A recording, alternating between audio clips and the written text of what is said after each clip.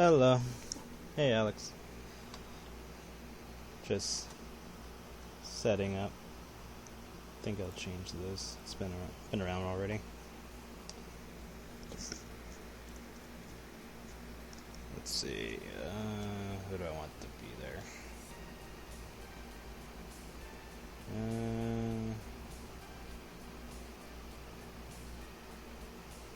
Let's do Sean.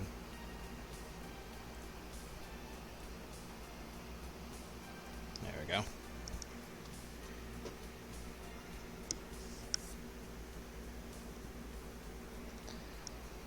Wait a few minutes, see if any more people come, and then I'll get started.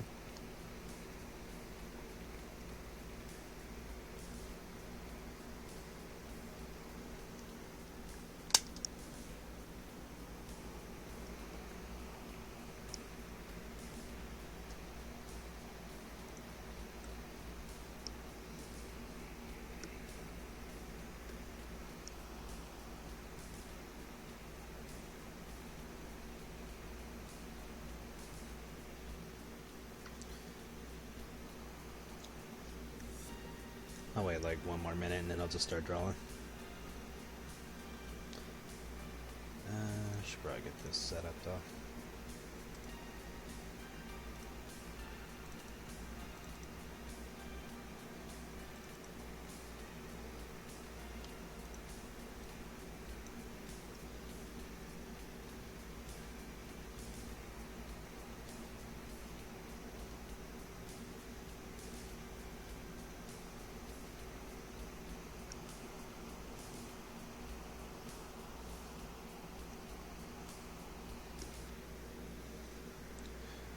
Turn this off.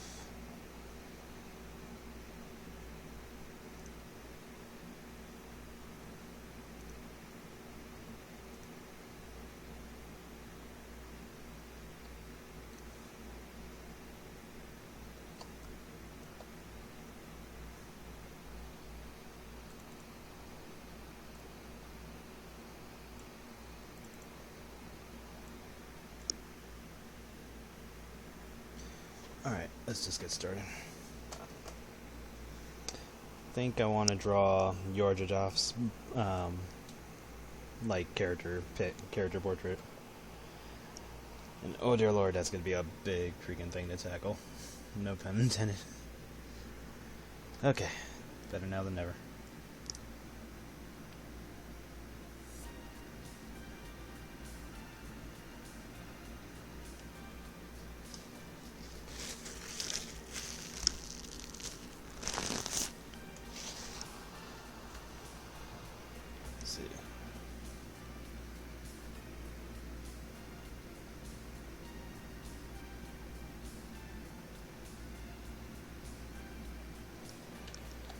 Make sure I get all the other tools set up.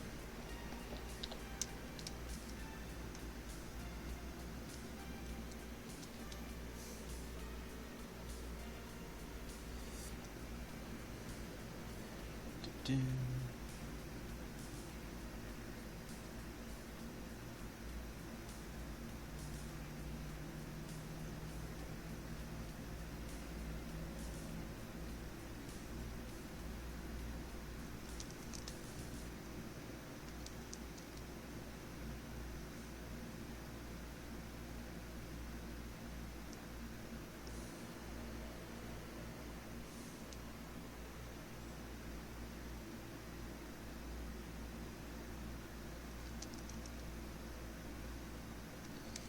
It might help if I post here. Let me do this real quick.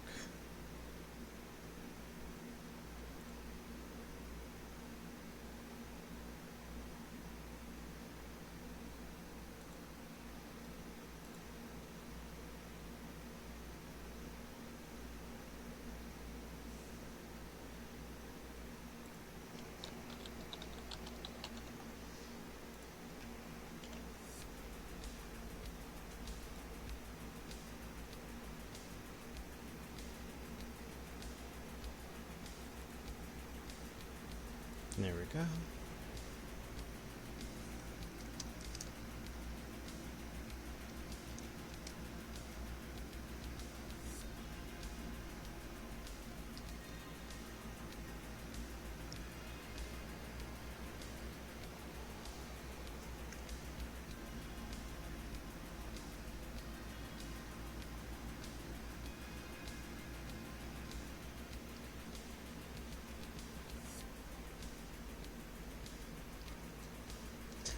Thanks.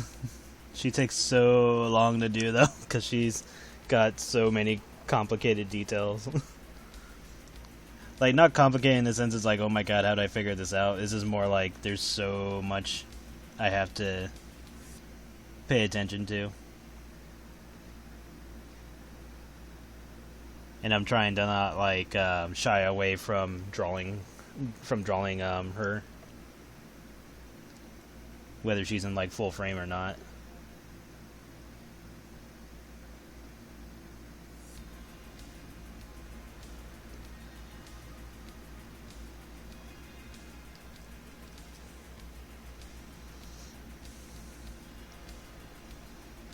Yeah, she's definitely one of those characters I have where I'm like, why? What was I thinking? Why on earth did I make this character so fucking complicated?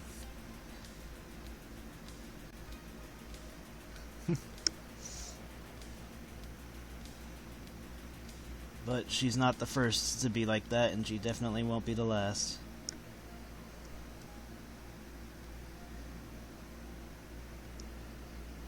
Alright. For a second there, I'm like, what am I doing? I'm like, oh yeah. Let's get her masked.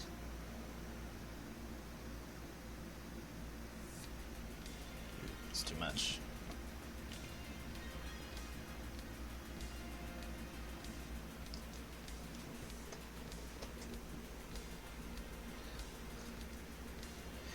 Doing alright. Gonna draw Yor'Jedath's character pick.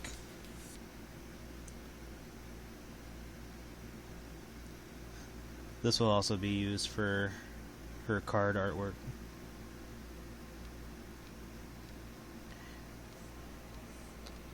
Actually, I don't like this angle. Let's redo this.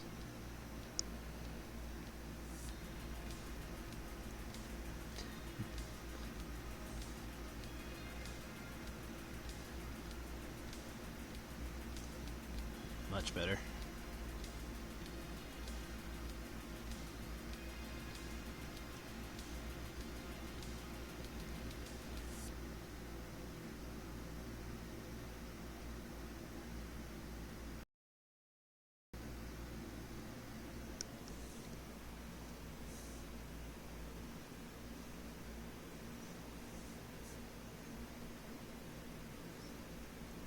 Honestly, her name is just thrown together.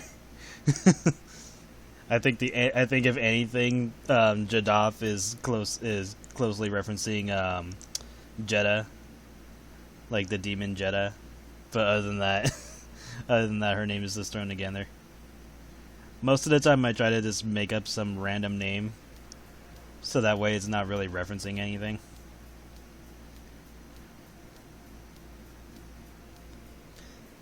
And like the only characters that have like normal sounding names are like the I-Hat specific characters. But like characters from like World Gates are usually just like whatever fucking name I come up with.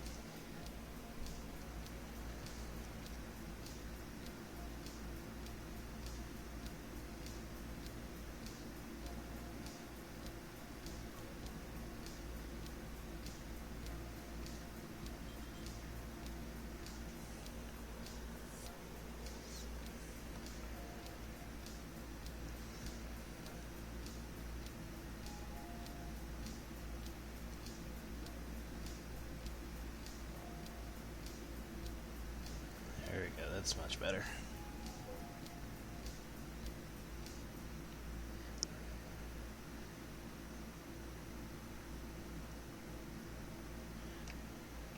Draw her eyes.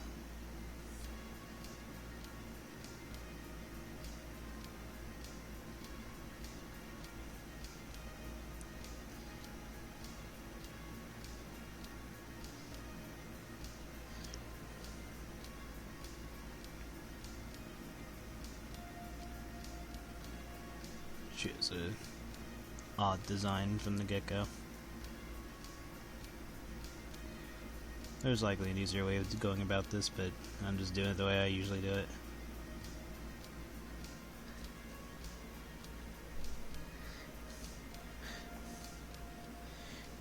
Yor'Ji? Or Yor'J?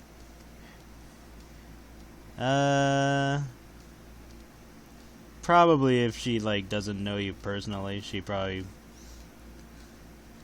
would be a little.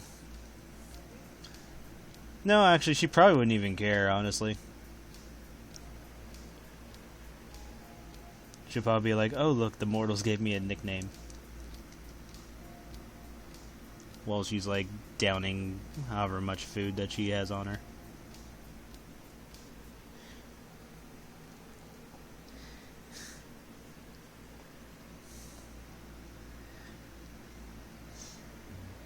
But I think if she gets annoyed enough, then she might do something about it.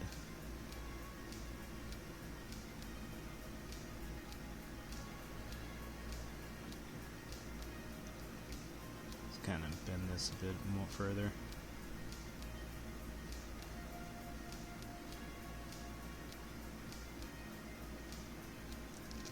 There we go. Yeah, I think it just depends on her mood. And if she's busy just stuffing her face, then she probably won't even care.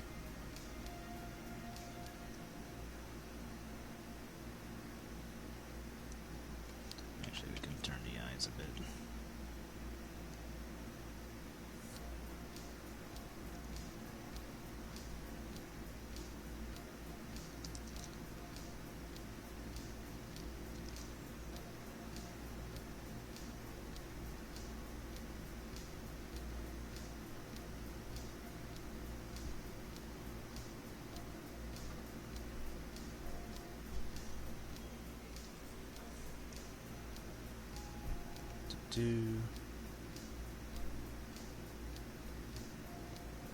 I enjoy drawing her though, despite how ridiculously complicated I made her design.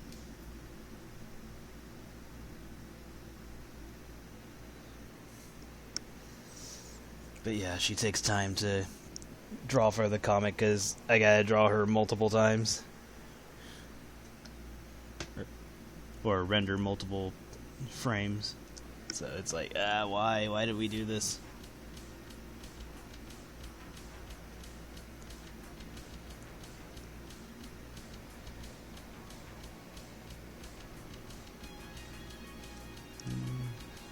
Let's try to open this up a little bit more.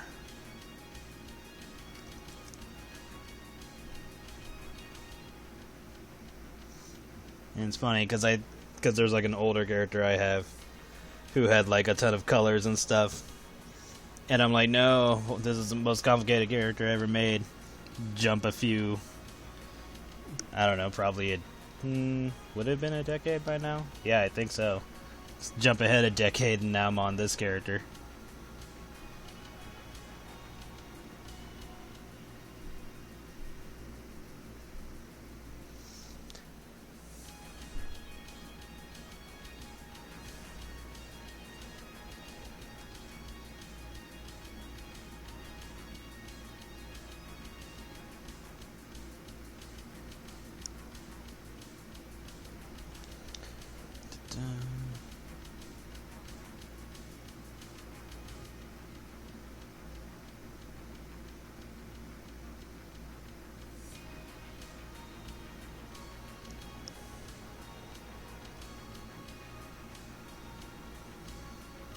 Okay, let's get her fat jaw first.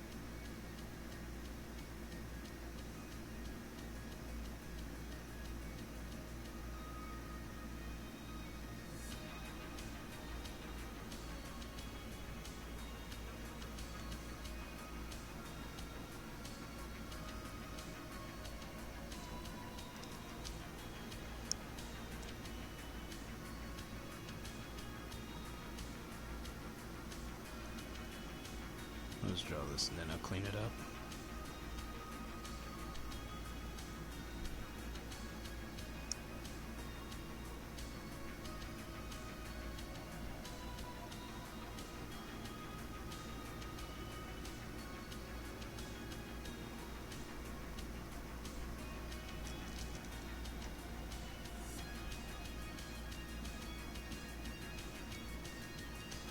There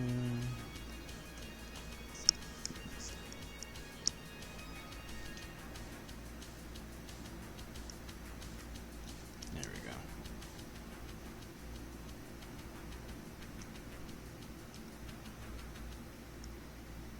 Probably bring this out a little bit more, just so there's more room.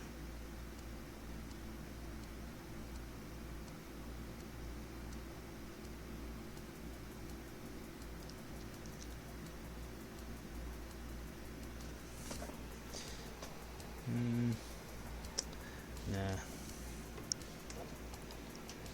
Alright, let's do this one more time. And don't worry, I do this often where I'll just draw it and be like, I don't like it. That, and I kind of want her to look a little bit more, not necessarily evil, but just like, more like she could do something evil. If she so chose.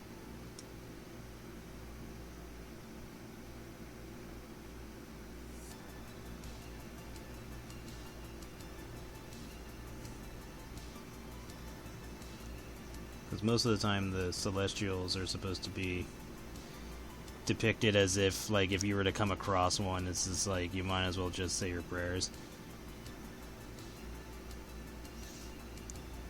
Even though, literally, if you're saying your prayers, you might be talking to the one that might off you. It's like, please God, please save me from this, and God, and like the God character is like, I'm literally right in front of you.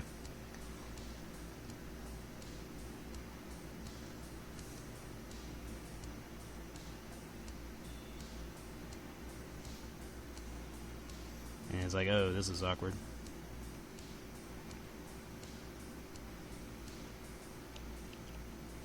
There we go.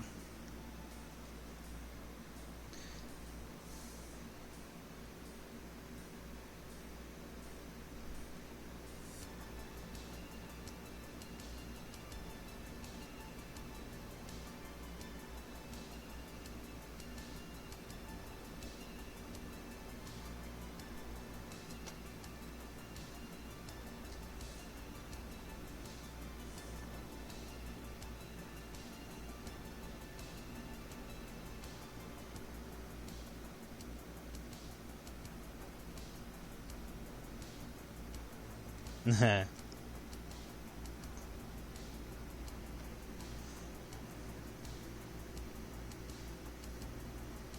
let's do this first.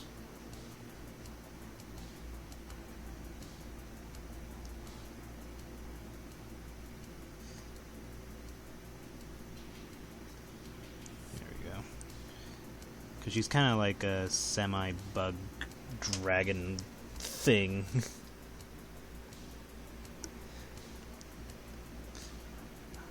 Oh, she's going to have a lot of fun with Kiwi.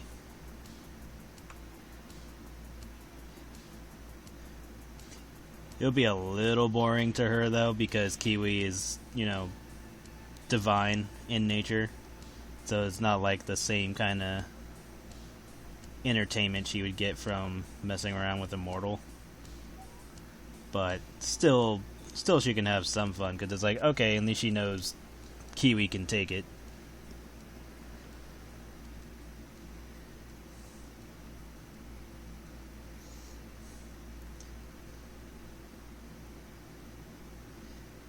So she can go a little more overboard with Kiwi.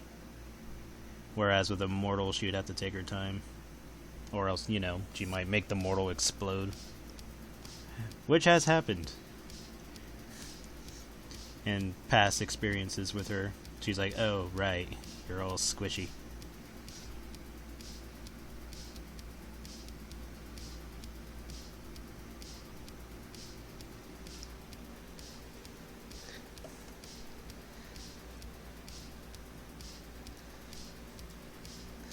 Becky. Well, thank you. Marcy from the sidelines. Ah.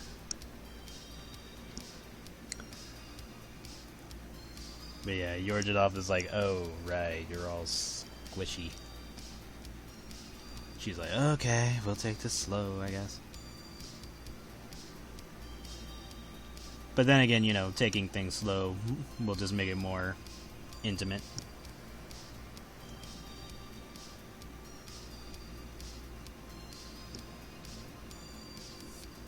Probably get a little bit more detail to her design than she has in the comic at the moment.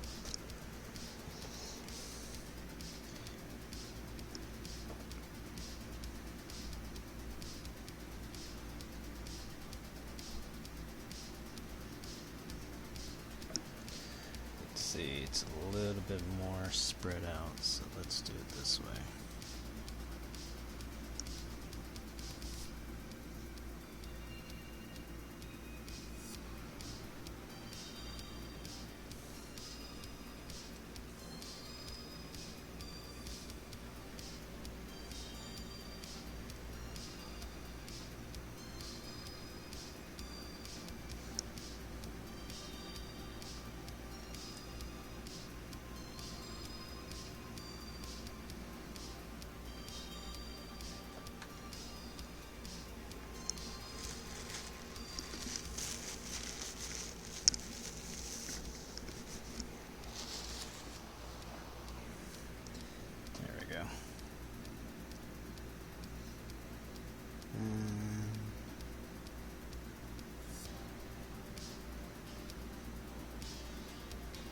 Do that so we can get that squared away.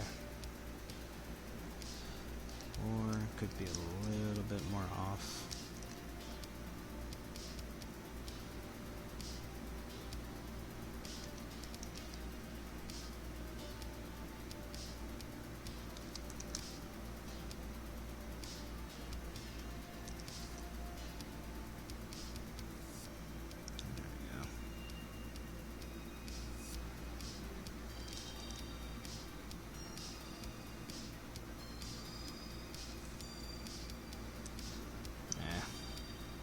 It's just better the way I had it.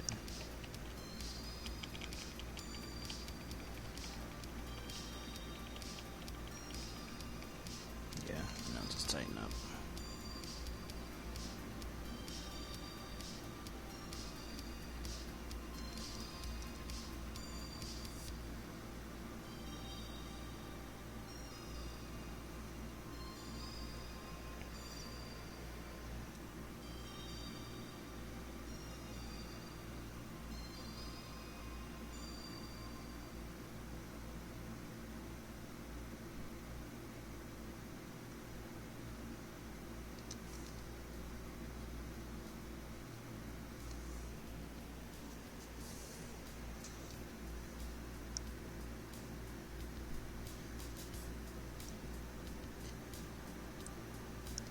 And yes, Yor'Jedath is the fattest god of the series.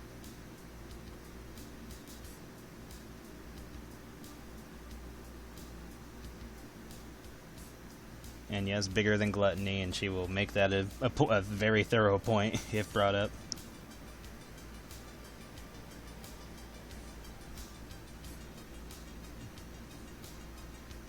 Like, even if you were to, like, weigh them both, she will intentionally put on more weight just to ensure it. Just to be 100%.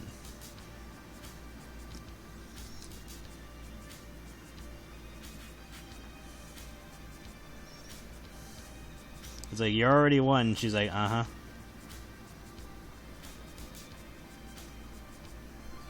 It's like, let's just make sure I win more.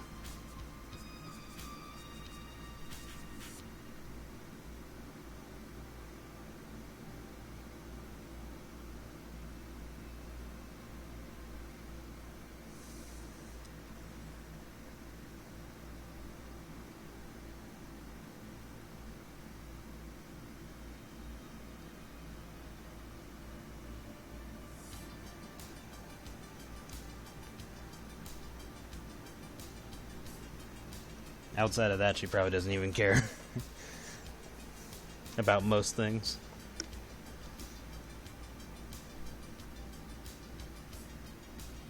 Alright, fat cheeks.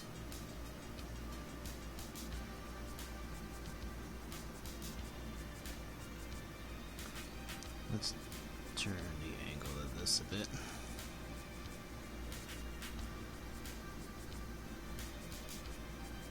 It's a little bit too wide.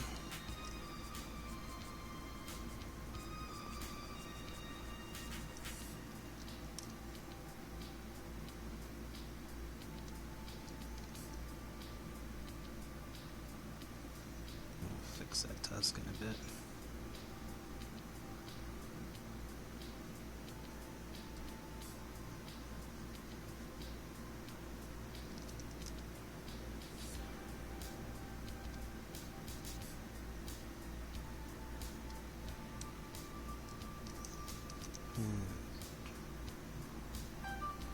Who dares summon me?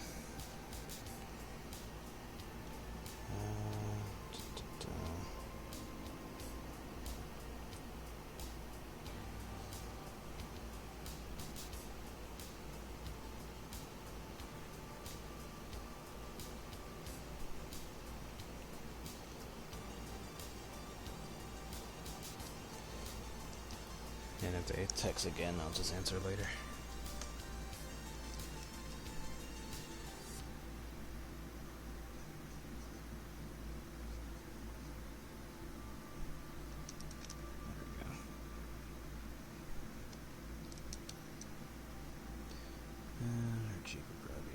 So yeah, I'm gonna have to fix the tusk a bit.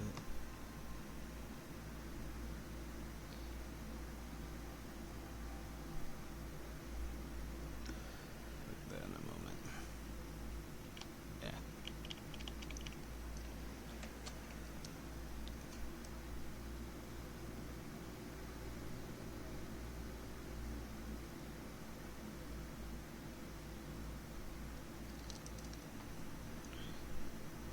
I'll tweak that more when I get there.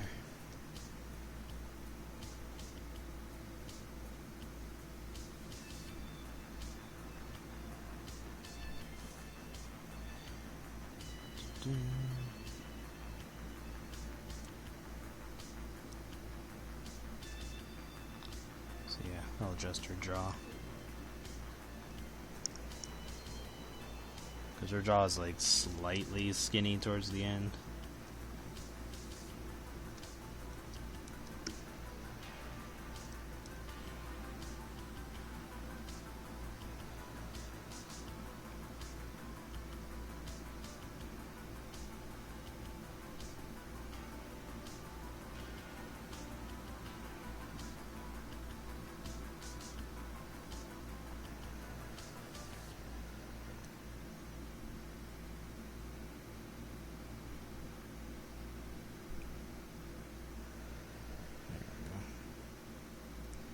I'll probably have her drooling. But that's a detail I'll put in later.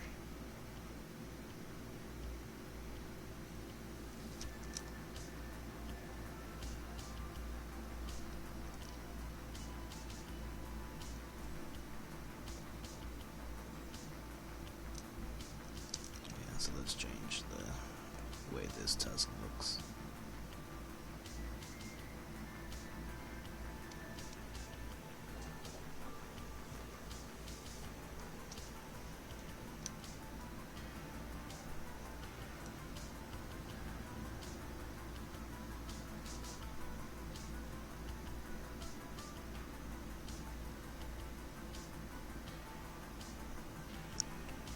That looks bad.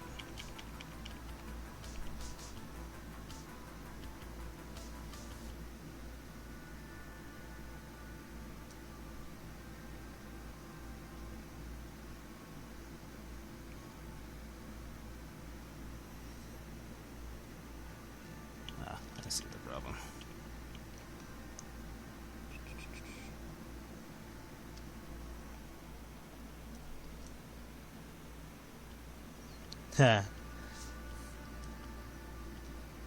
Glad it was big enough. Wasn't sure because of the panel size itself. So that's like that. So that means this would come out like this.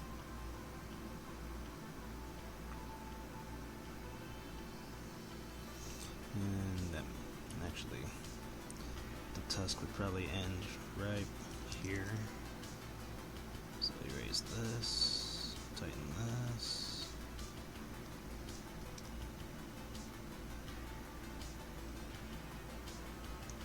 And there's all this skin and stuff like that. There we go. And then as for her jaw, be a bit fat over here. And it'll just connect in here.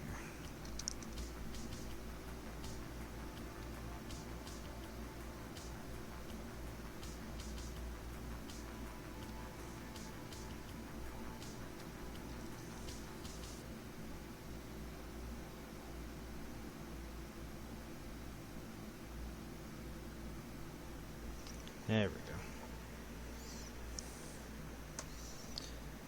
Oh yes, there's going to be a lot of size adjustment for this page. Or for this pic. There we go.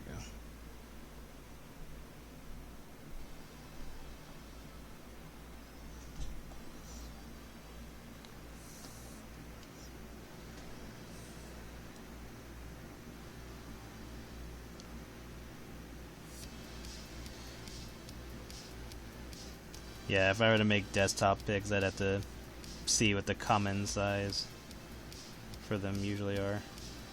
And then try to go, or just, you know, make a ton of big ones, if possible. Okay, let's see if there's any extra stuff I need to look at. Probably not. She has a little teeth right there.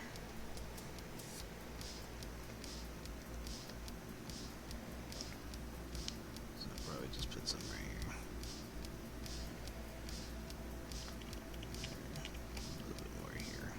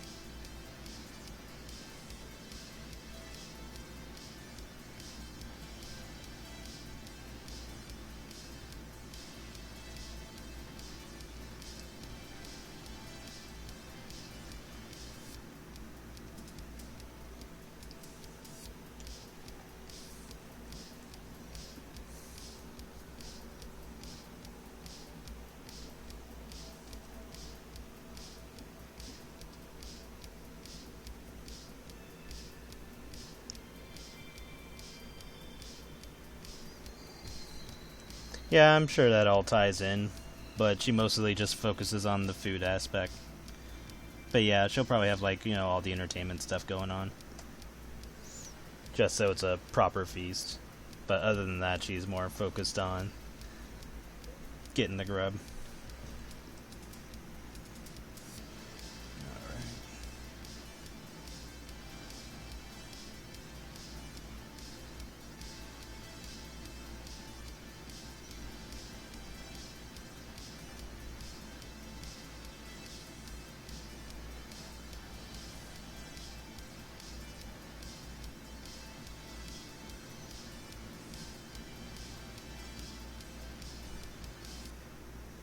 And she does enjoy cooking, though she is annoyed that of how long cooking takes. It's kind of like the whole SpongeBob versus Neptune thing, where if the food is made normally, it tastes better, but if it's made by magic, it's like not exactly awful, but just a bit cheap.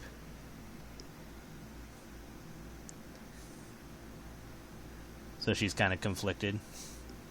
Because it's like, I hate waiting, but I like quality. But she also likes quantity, so that becomes a problem. So it's more of like based on the occasion that she'll subject herself to doing things hands-on.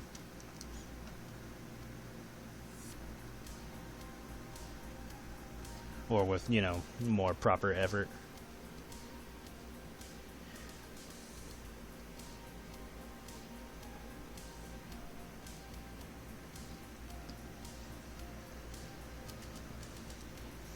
Yeah, because, like, all Gluttony does is just devour, whereas she actually has, like, proper etiquette around it.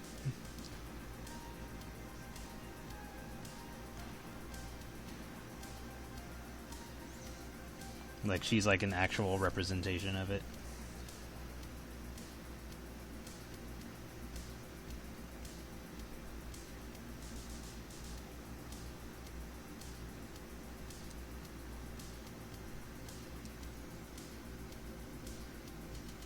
Whereas Gluttony doesn't, like, make anything.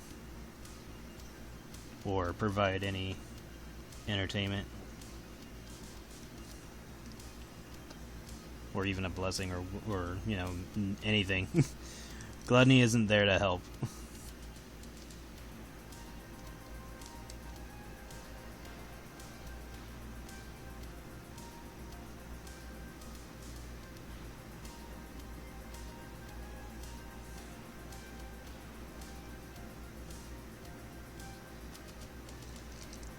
And I should probably save this, because I like what I have. And let's put you in World Gates. I'll just throw you in here for the time being.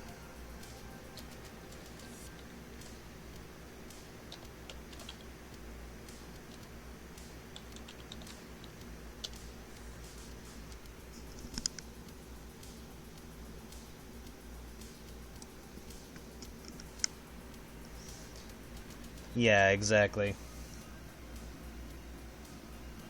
Doesn't have that air quotes mother's touch type of feel.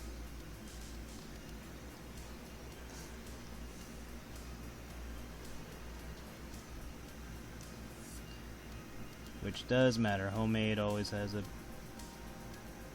is a big difference between that and, you know, getting store-bought stuff. Yeah, it's basically the best way to explain it is just the difference between homemade and store-bought.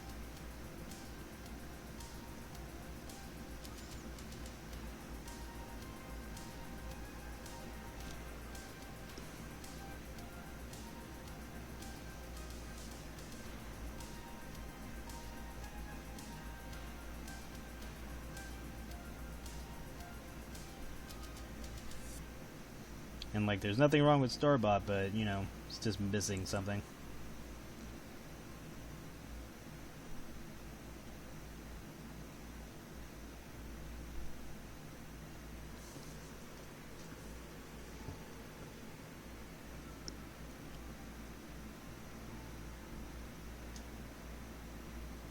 Probably make this tusk a little thicker.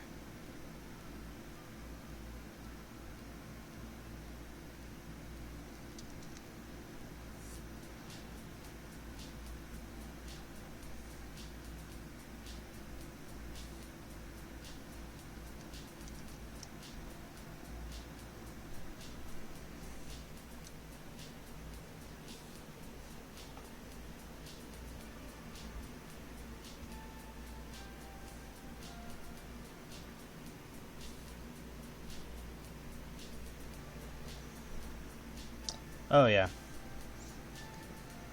Most of the time, though, it's like the gods' interactions with mortals is extremely low. And then the places that do get a little bit more interaction with the gods, they're like so secluded that odds of information getting out is pretty low. And then those who do worship the gods, they kind of, you know, don't spread it to begin with. So, like, even if an outsider were to come across the gods, they're less likely to want to leave. And then it just depends on how often the gods interact in general. That was one of the reasons why I retconned Daylock's interaction with Skylar.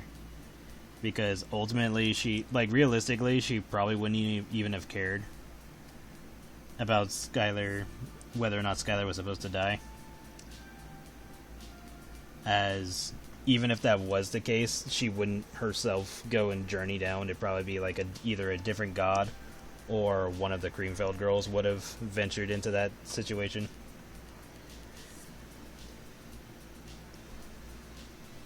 So it was more like the actual likelihood of characters like them interacting.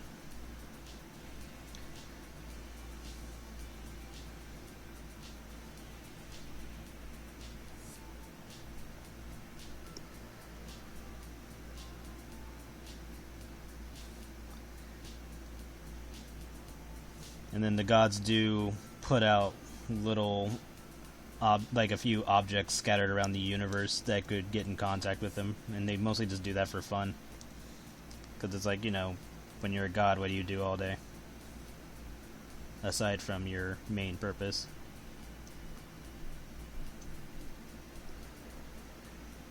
That's a little too close.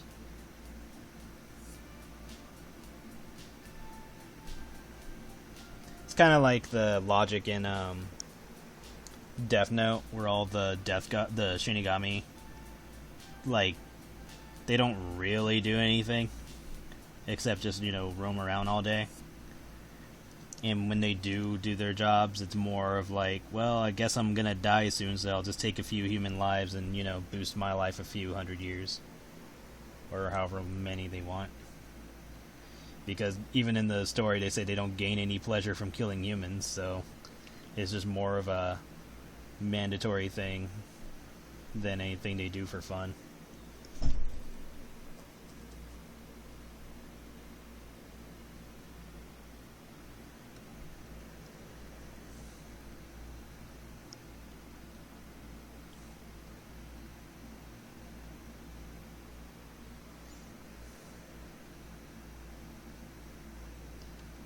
So yeah, and then plus, like in this series case, the gods don't just interact with Earth itself, or Utopia as it's called in the comics, but it's just they interact like with anything in the universe, like any living species.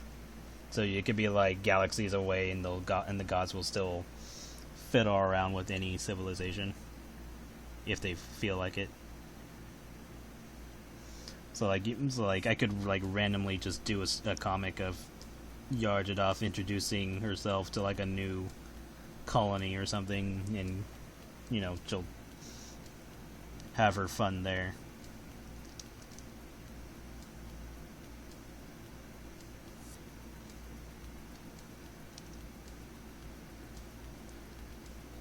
Because they're not, like, all the gods are not exclusive to a particular planet or anything like that.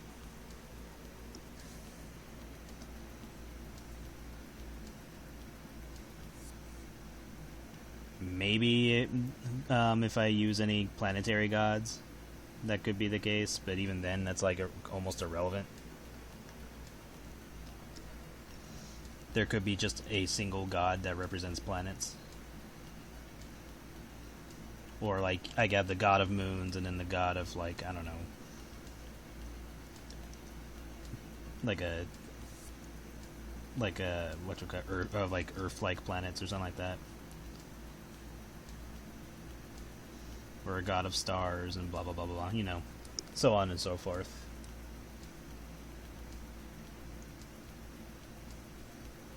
And then they all just do their specific jobs based around whatever it is they're supposed to be doing.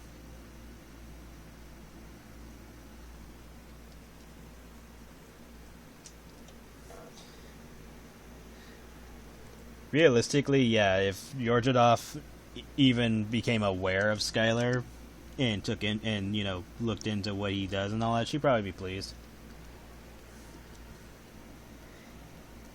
And like, probably in the past, I probably would have made Skylar's abilities tied. Well, maybe not tied, but like, yeah, I guess tied would be the word for it. Tied to Yor'Jedath, like she would be the one to give him that kind of ability. But since like auras are a thing in their world, it doesn't have to be tied to her. But if she became aware of what he does, I think she'd be pleased. She'd be like, "Oh yes, finally somebody who understands the good culture of food."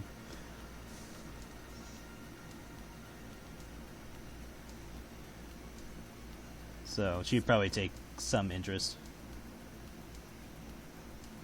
And if she did interact with him, she'd probably have her fun and then, mind wipe him. Or, just erase the memory of the events that involve her.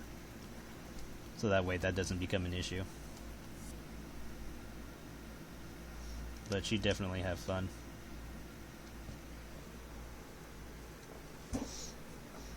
If anything, she probably had like some inkling of something happening that involved her job. She'd be like, huh? And just kind of glance over.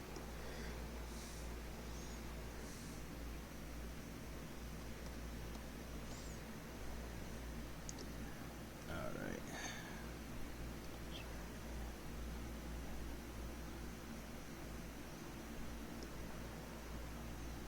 Actually, this would be in this direction.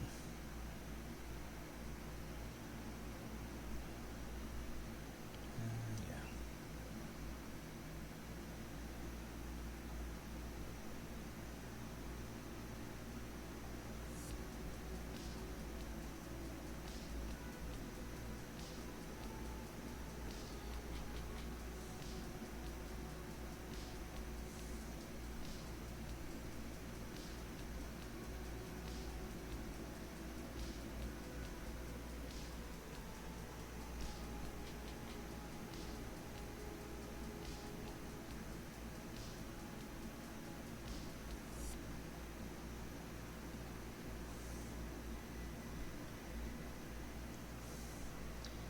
This is going to be a big picture. I think the line art alone is going to take me a while.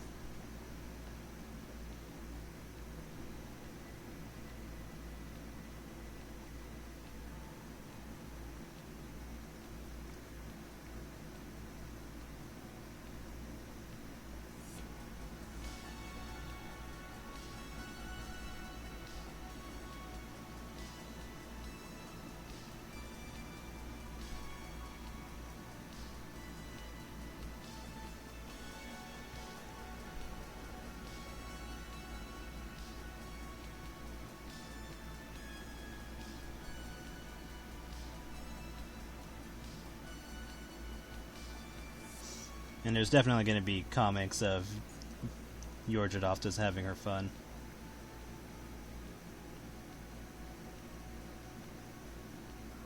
Or even like intentionally leaving out artifacts that have like some of her power blessed into them.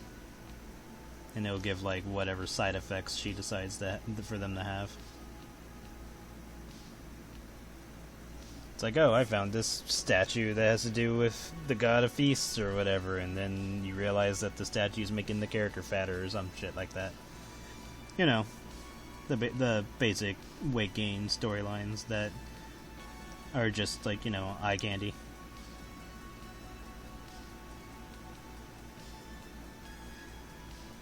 Not exactly original, but, it's dumb fun. But then again, nothing's original these days, so it doesn't matter.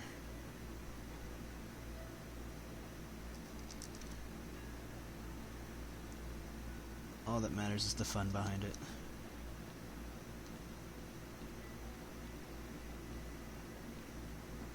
There we go. Draw her fat neck.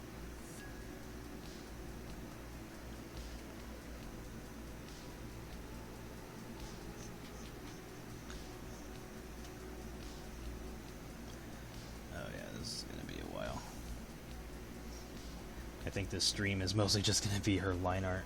Jesus.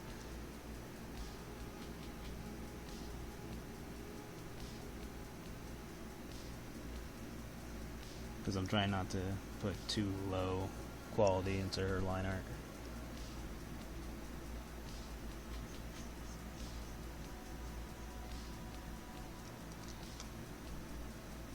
And I want her to look suggestive too.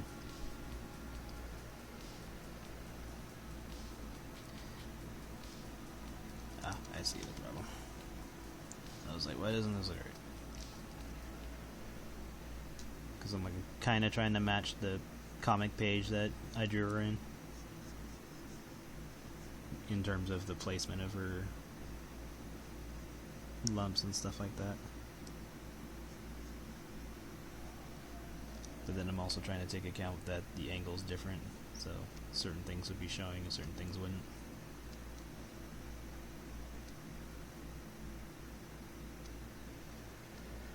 There we go.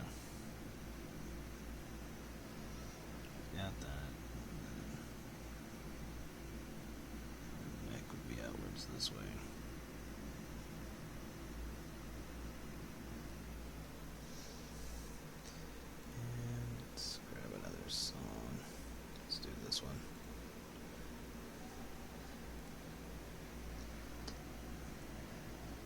Just fix this accordingly.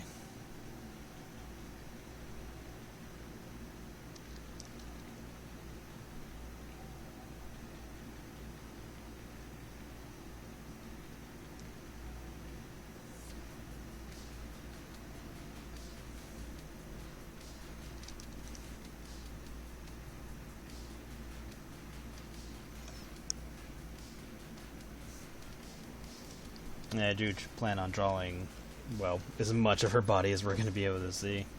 So this is going to be a big pick. Because I'm going to show, like, the back part of her.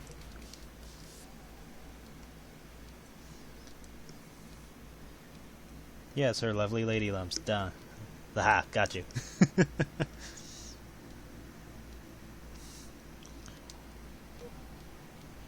She's fat and she knows it.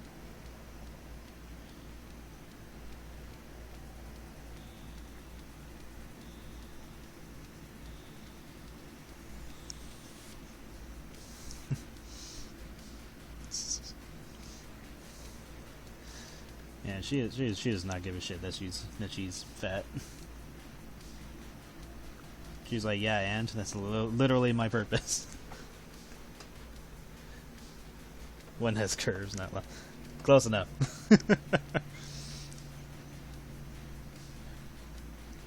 Should be all like, if you want to care about that, here's a god for it. Probably have the god of, I don't know.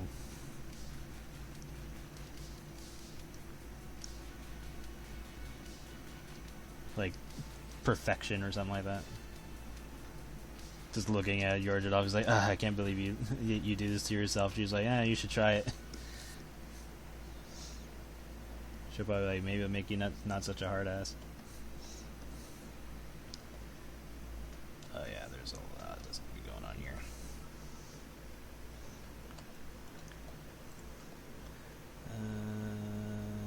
Size. I'm just gonna assume I'm not gonna need this much space.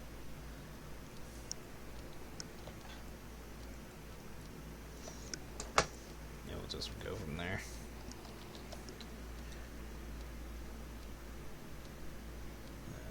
There we go.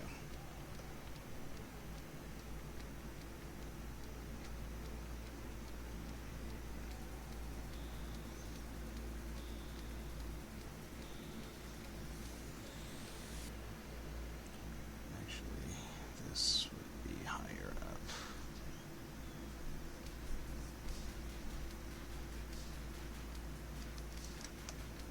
There we go.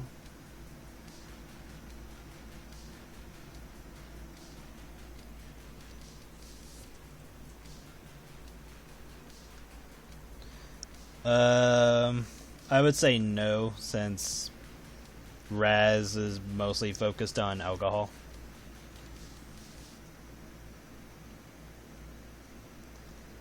And let's change this a bit.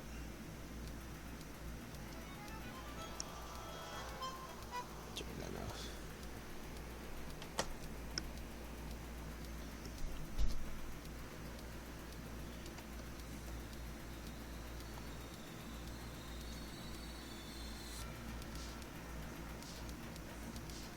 Like, Raz's gimmick is that she has an alcohol problem.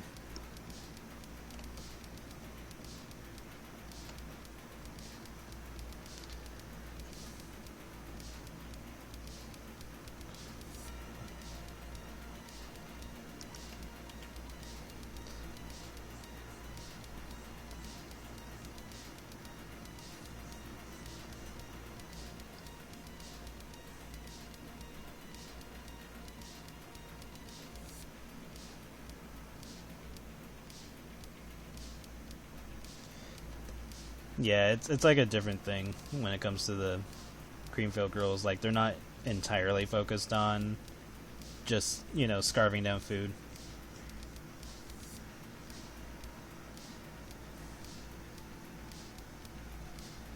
But it is part of their overindulgence. Gonna have to back out for this.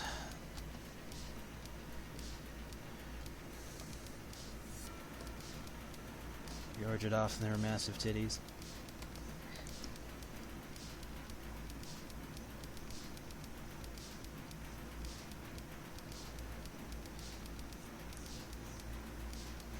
Just get the basic shape.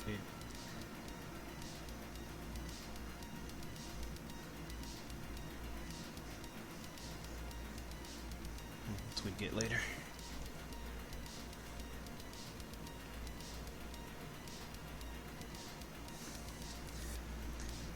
Like, the party itself could have like a lot of food and stuff like that, but that's not Raz's goal.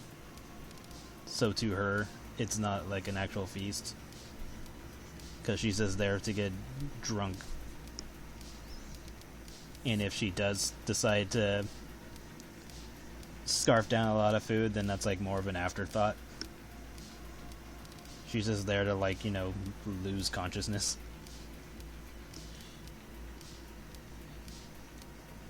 And even though she's technically immune to alcohol, she allows herself to be affected by alcohol because it's fun.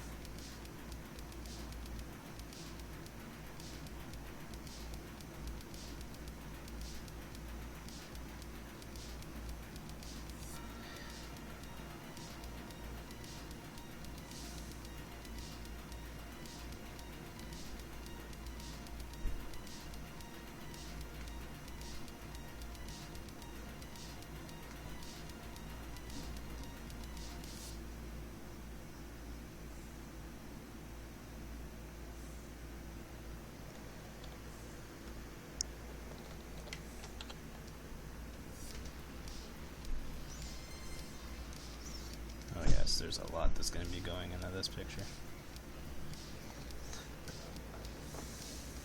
This picture is going to be a project.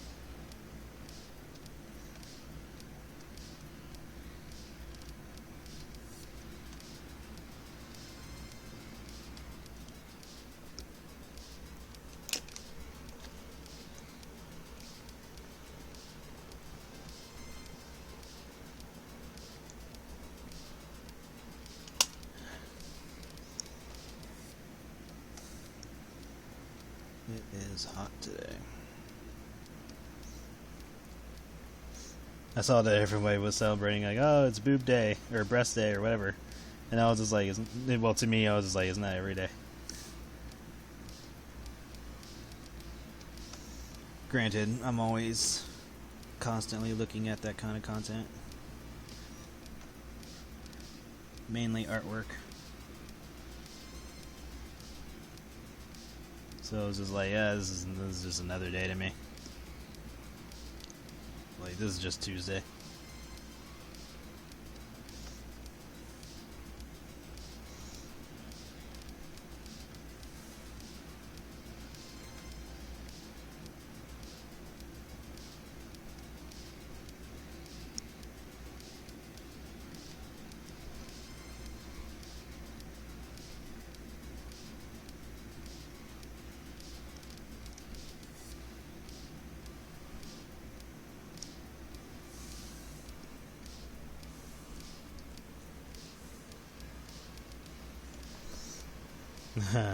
Oh, if Yor went to a party,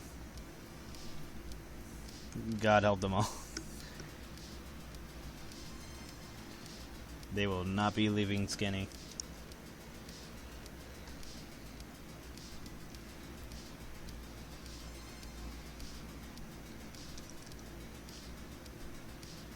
Can probably erase these for now.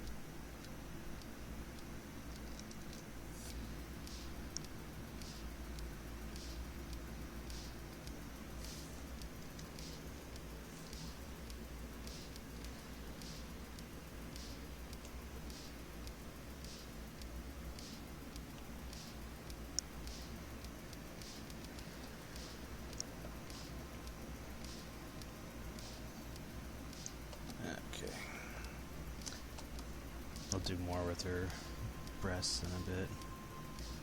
Mostly just trying to get her initial placements. Probably make some parts of her bigger than what I've shown.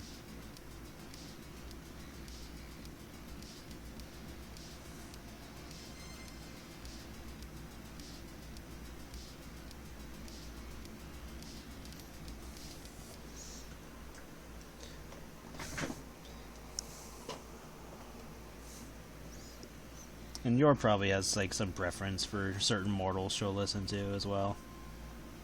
So like I could do a storyline where someone's trying to get her blessing, or some type of, you know,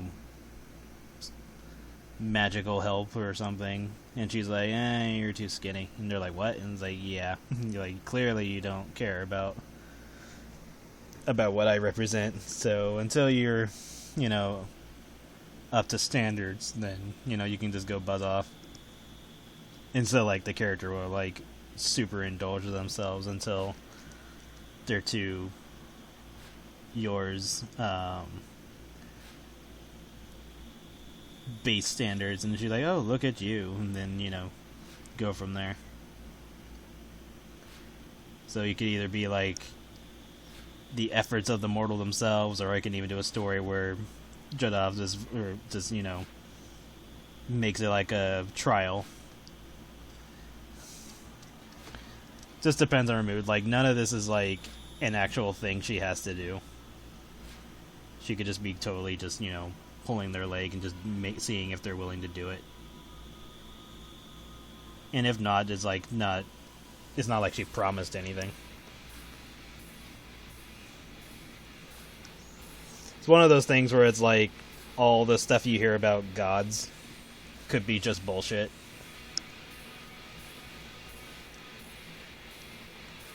And only they dictate what is real with how to get in contact with them, or, you know, to gain their favor and stuff like that. Because realistically, they don't have to follow anything. Unless there's like some underlying cosmic rule that they have to abide by. And in this case, technically I myself is a character in their world, so it could be a thing where it's like, unless I establish that they have to follow some type of ritual, is not 100% necessary.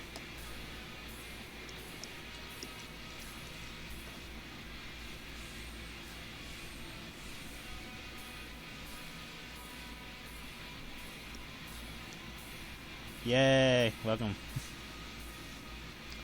So, like, I could just say, okay, if anybody tries to gain your blessing, they have to be a particular weight or fatness or something. And then she's like, okay. But then if I'm all like, I don't give a shit, then she's like, cool, I don't give a shit either. And then she'll do whatever she wants. And it could either be me just changing my mind on a whim, which will likely happen at some point in the future for whatever reason, and then go from there. And it's just more like they are consciously aware that the rules change, if any.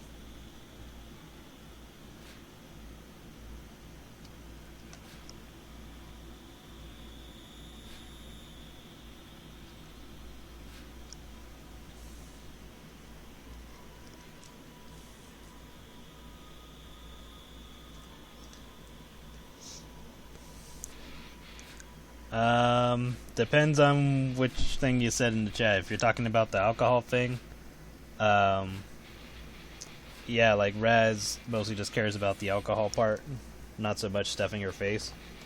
Although that's more of a secondary thing to her. Like that's just like her putting on weight and getting fat is just more of an obligation of the comic itself rather than an initial desire for Raz. Because like for all the Creamfield characters, weight gain is a secondary theme for them. That's why they all have like initial themes. Okay. And we'll just do this here. Because I'm going to have your holding stuff. But right now I'm just trying to pan everything out. Jesus Christ, you're going to be huge. I might shrink things down just so the page itself doesn't get too huge, because that's going to be a big-ass fucking file. I'm going to have to stretch it out lengthwise, though, but I'll do that when I get there.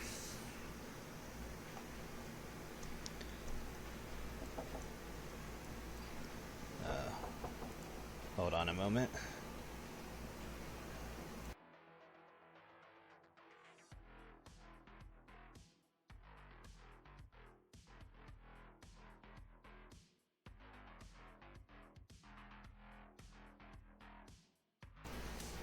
I'm back.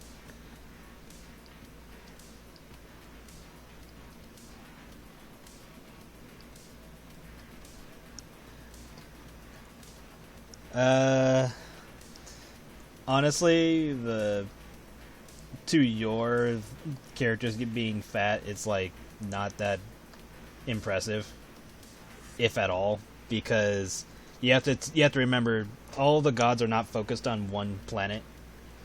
They're focused on literally the universe or the infinite universe. So, like, you could have an entire planet of fat characters, and that would not impress her at all. She's more impressed with like individual feats, and that's assuming she even pays attention at all.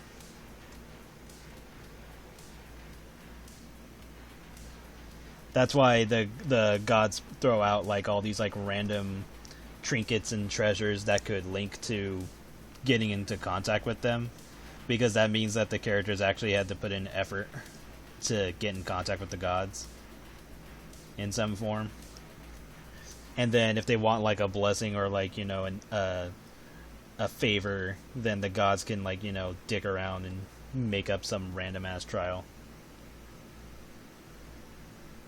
So like in yours case, it's like, oh, you want my favor? Well, you're gonna have to be, you know, you're gonna have to prove that you are a worshiper of the goddess of feasts. So, you know, it'll be like a weight gain comic of the character getting super fat just so they can get a favor from your.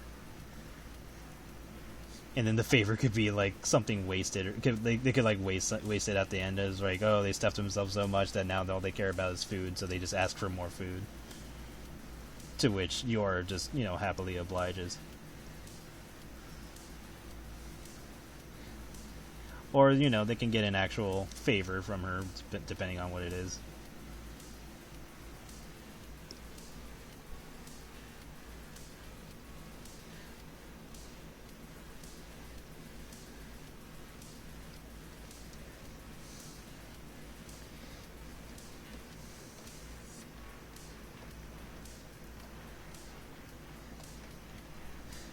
I will say the gods are particularly interested in the Creamfield cast for a few reasons.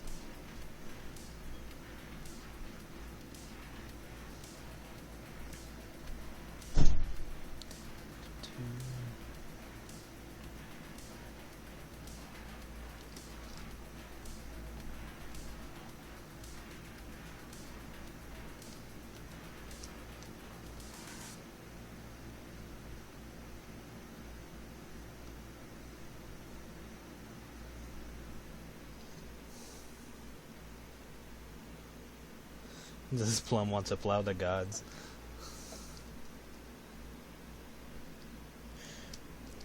I mean, if they allow it, sure.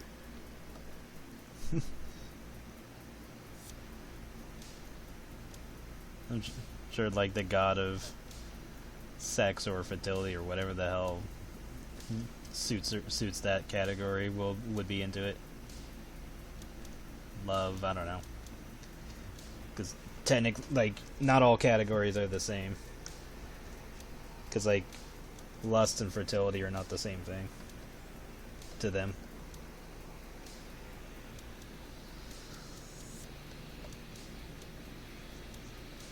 Just like gluttony and, you know, the god of feasts are not the same thing.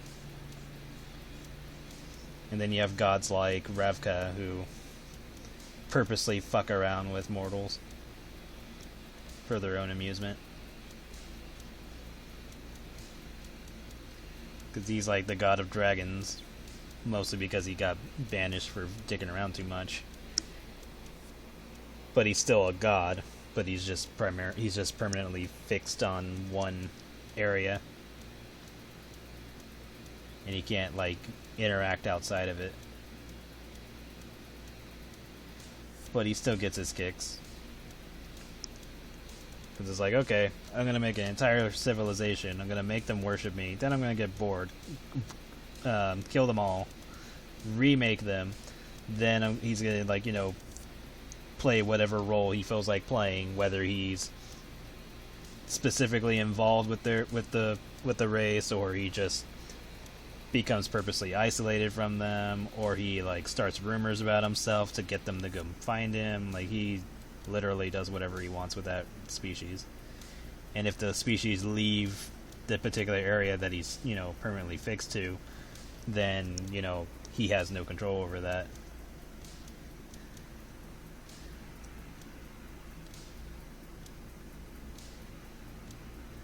And so on and so forth. So Revka is just a dick. Kind of like those two artifacts.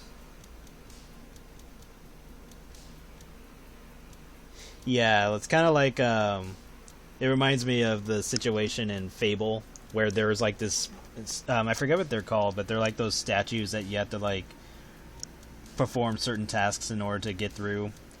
Like, they're like giant doorways with faces on them. And once you do the task that they want, they open up and you get whatever items are in them. Yeah, the Fable doors. And there was one door in particular that I remember doing where the door only liked fat characters, so your character had to be like a particular weight for him to open up, and I always got a kick out of that.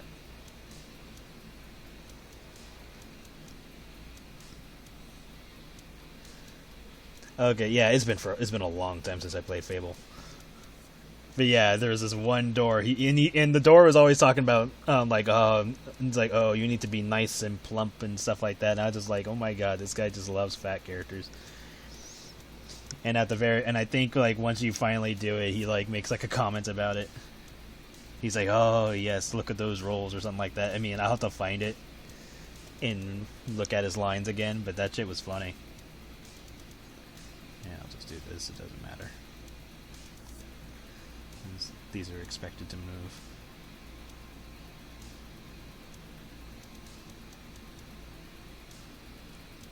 Oh, you found it? I'll have to look at it later.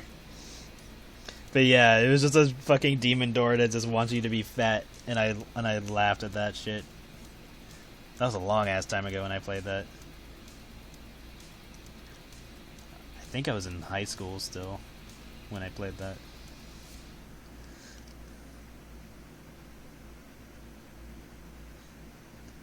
But yeah, it's just a random. That's basically what Yor'Jedath would do. It's like, oh, great God, it's Yor'Jedath. I ask of your favor, and she's like, oh, you ask of me, but you're not presentable enough for my favor. And they're like, what? And so she explains, and there you go. And then it's just a matter of like, does she instigate the weight gain by like helping them out with tons of food, or does she like let them decide and do it themselves, and come back to her later, type of situation. And that could be just like purely entertainment on her end, where she's like, "Oh, I got this mortal to stuff themselves silly."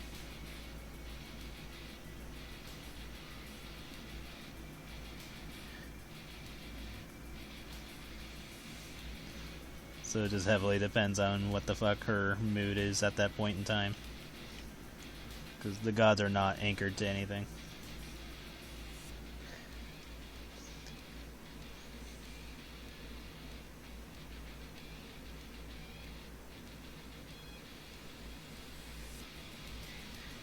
Yeah, none of the. Oh yeah, I'm looking at the other comment. Yeah, these gods do not require mortals to exist, because there's always going to be a situation where where mortals just never heard of the gods, or have no idea which gods exist and which ones don't.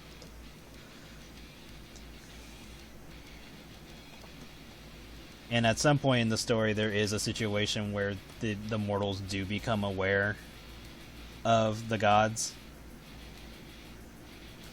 But that's like more of like a lost to time situation, where it's like, oh yeah, there was a situation where mortals and gods interacted, but then a bunch of shit happened.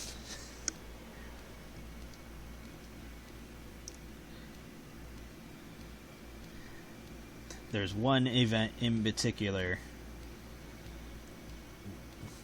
which is why a lot of the interactions with the gods became less frequent. And that has already been hinted. So it's just a matter of rereading certain lines from certain characters.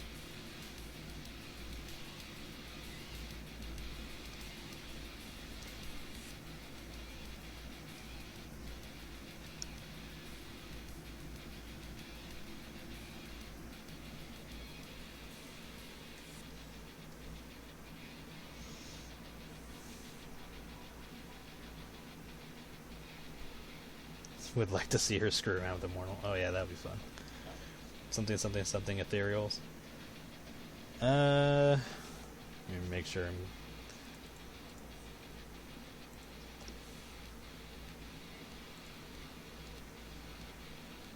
No. It has nothing to do with religions, because I might as well just say it, because it's going to be a while before I even get to it. Basically, in certain events in World Gates, it's explained, or it's, well, yeah, revealed and explained that basically all religions are just nothing. It's just like nothing existed, or not even existed, it's just like there is a god, but the god doesn't represent any of the religions that people have come up with, and that god just finds them amusing.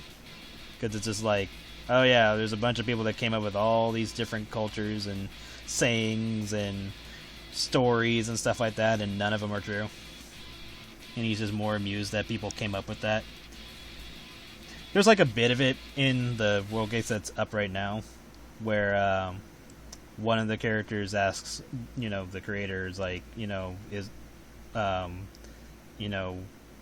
is there a heaven and hell? And the god just straight up asks, what the hell are that? What are those?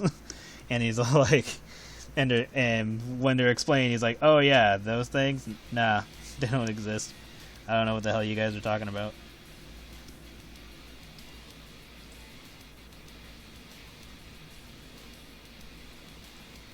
Congratulations, yay.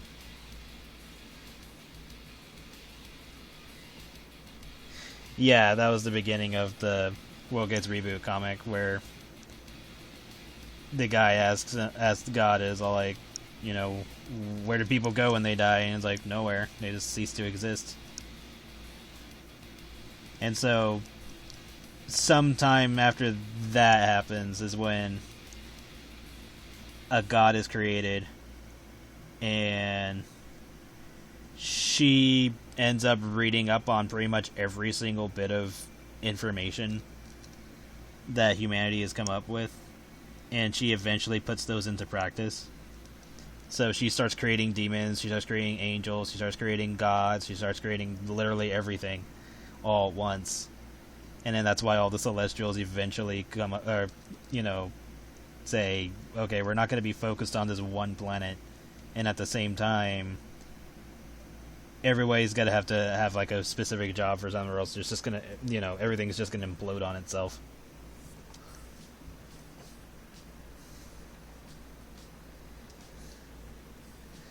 Yeah, I hope that works out. Congratulations.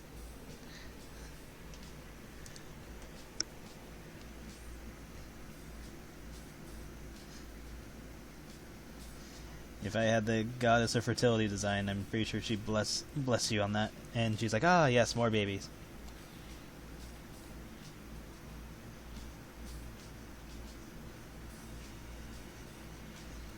Pretty sure that character would overdo it if someone was struggling to have children.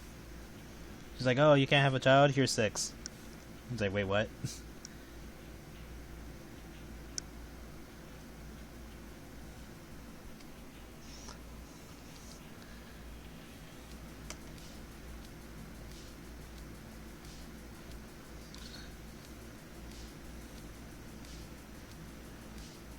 And like interacting with a god is like more, if you're, I guess desperate would be the word for it, because they are ultimately your last resort.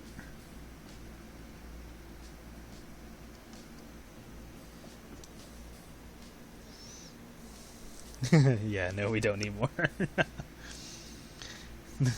The gods of fertility be all like, oh, are you sure? You know, I can give you like 6 more if you want. I can make that happen. Say, no, we're good. Thank you. You know what? We're already blessed enough. Thank you. And she's like, all right, suit yourself. And just go on her merry way.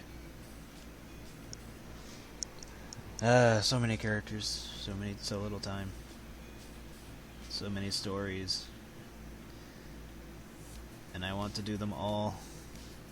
I swear, if I ever gained immortality and like invulnerability, like even if the planet exploded, I could still just drift in the abyss and draw forever. I would literally just draw everything I ever wanted to do. And more. Because I would just be constantly coming up with more ideas.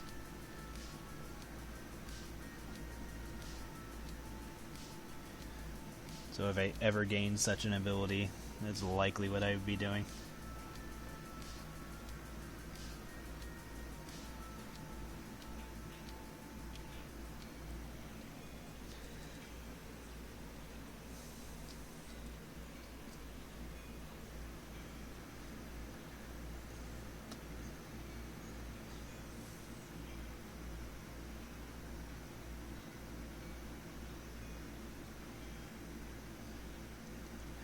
On one end, I'd probably be driven insane at one point. But then I'd get bored of that and go back to being sane.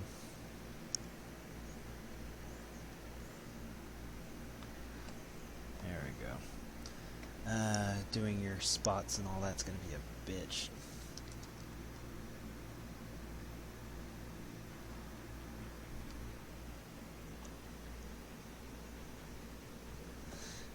Yep.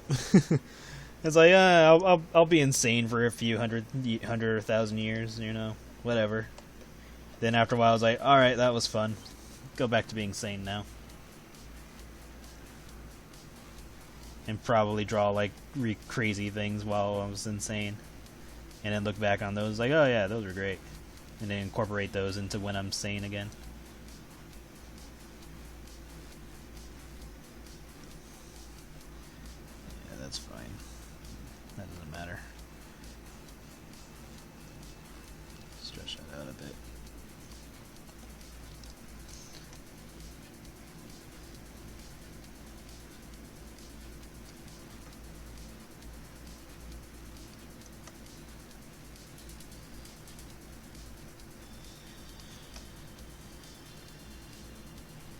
if I could draw forever, I definitely would.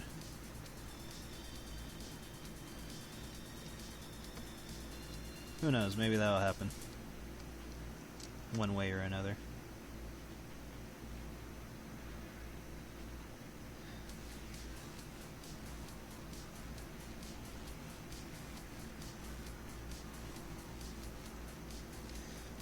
But yeah, there'll definitely be a comic where someone obtains some type of object that allows themselves to talk to Yor, and she'll just, you know, put them to the test. It's like, oh, you want my favor? Well, you don't look like you're representing my ideals, and then go from there.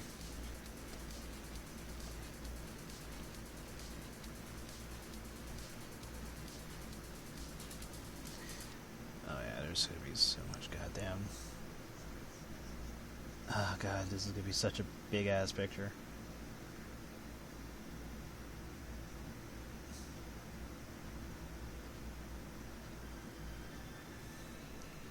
Yeah, you can see why the recent Creamfield page took me a while, because Yor on her own takes so much time, especially if I'm drawing her in a particular way.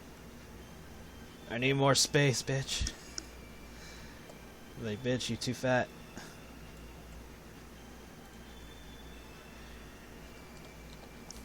Like, I don't even think gluttony would give me this much of a problem.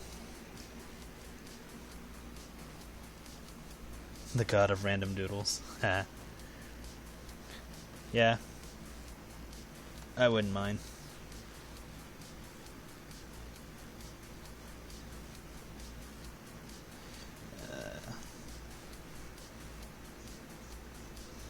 And then realistically, you know, Yor is however the size she wants to be because she's a god.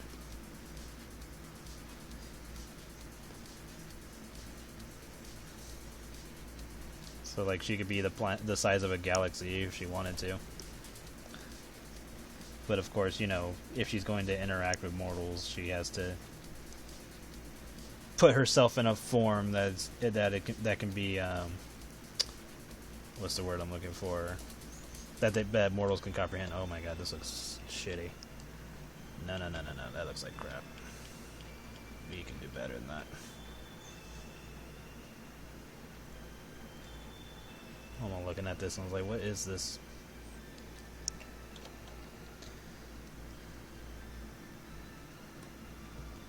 And then there's my other issue. It's like I'll look at something and like, nah, this looks like Garbo, and then I'll just erase it and redo it.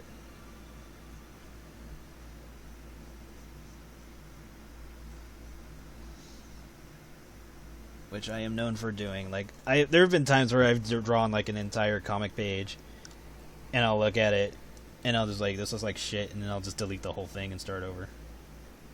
Sometimes I'll save the pic and just use it as like, oh, this is cut content, or you know, unused content.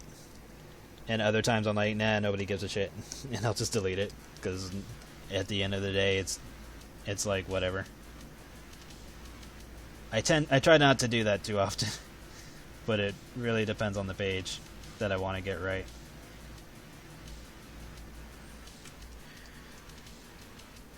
When the character's so fat, you keep enlarging the camp. Yes. Funny thing is that all the complaints about Yor's design are self-inflicted. Yes. Then her fattest transcends the fourth dimension, breaks canvas brown. Sometimes this trigger just slash it further. Yeah.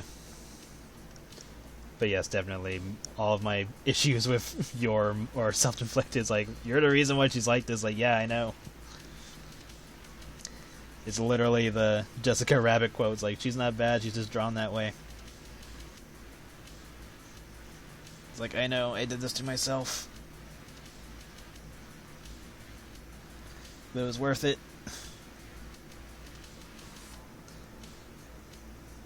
It's like me while I'm drawing. I hate this. Why? Why did I do this to myself? Me after I'm done drawing it. Oh my god, it's so good. Yay. And then other me after that is like, okay, now do it again. And then I cry.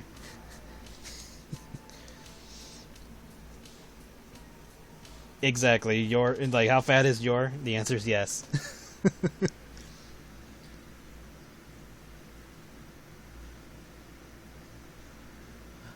I think the biggest joke that Yor could play on somebody is showing up skinny and then entering a contest, like a eating contest, and she just has like the biggest grin on her face.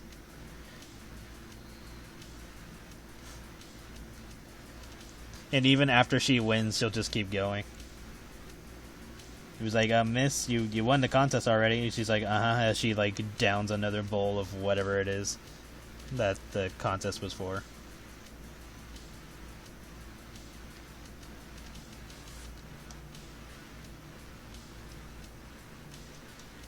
And then people just watch her in awe.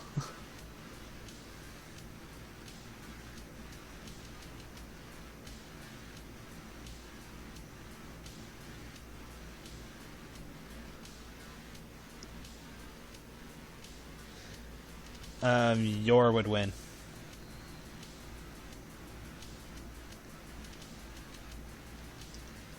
If her and Gluttony were in an eating contest.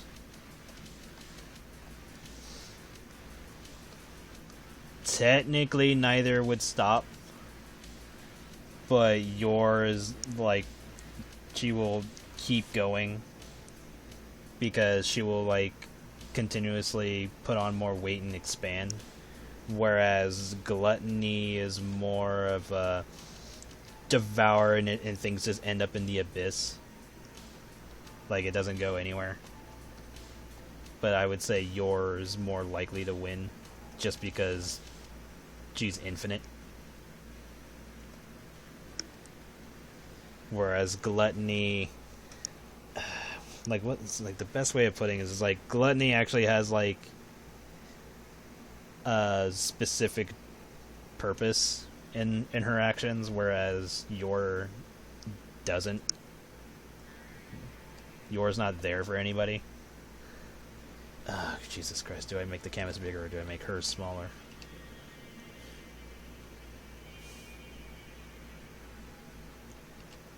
So I'm trying not to make the canvas too huge.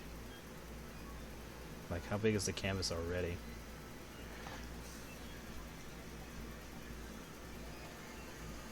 I'll look at it once this is done.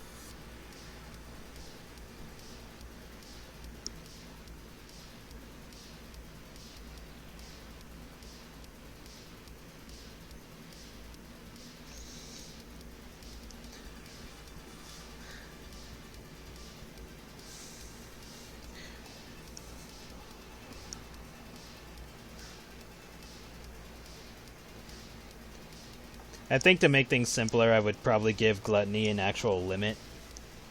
But, like, the desire to eat is infinite. But, like, there will probably be, like, an actual limit for the character. Which will, like, give her, like, downtime in between eatings. Whereas, with Yor, there is no limit for her. She can be as greedy and fat as she wants to be. And she takes pleasure in actually, you know, fattening herself up rather than just, you know, snap her fingers and she's bigger. She's like, no, I'd actually like to indulge, and so she's just stuffing her face. Because technically, certain gods can just, you know, do whatever, warp reality and stuff like that. But a lot of them like to play into what their jobs are, so they purposely limit themselves based on whatever their initial jobs are. So, like, if one is, like, you know, the god of sex or something like that, he or she could cause characters to want to indulge in sex, or she herself can initiate, or they themselves can initiate sex itself and stuff like that. Or kind of like, you know, the goddess of fertility. It's like, you know, would she physically get involved with them? Would she just snap her fingers and the other characters are pregnant? You know, blah blah blah blah blah. So it's more about personal interest at that point.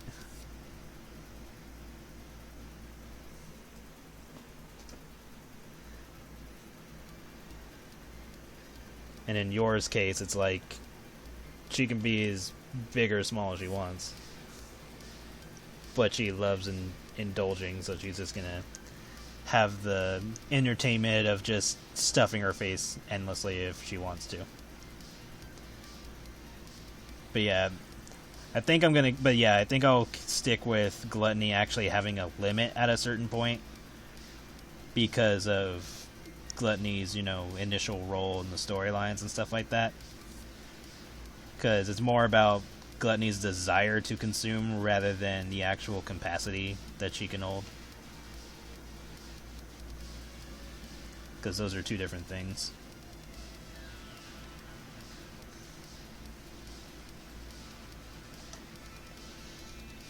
But at a certain point, gluttony would stop.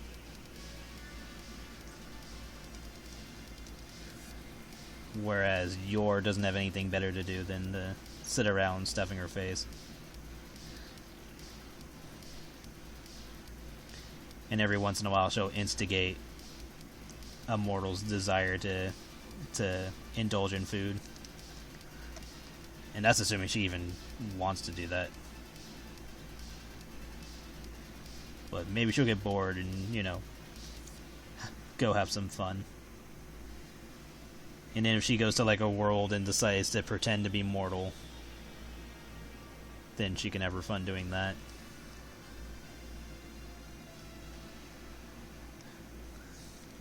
Like she goes to a place, finds out there's like a eating contest, and finds out whatever the reward is, like, I don't know, money or something.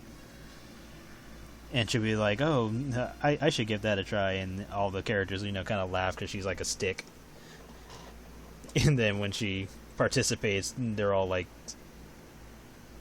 in awe that she's just going crazy, consuming everything, and becomes huge.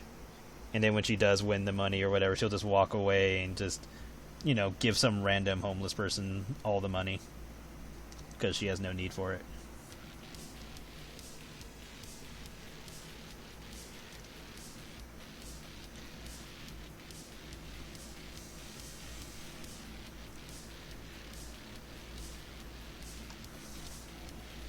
She'll just walk away and be like, okay, that was fun, while holding a bag of money, and then she'll just toss it. She's like, here you go.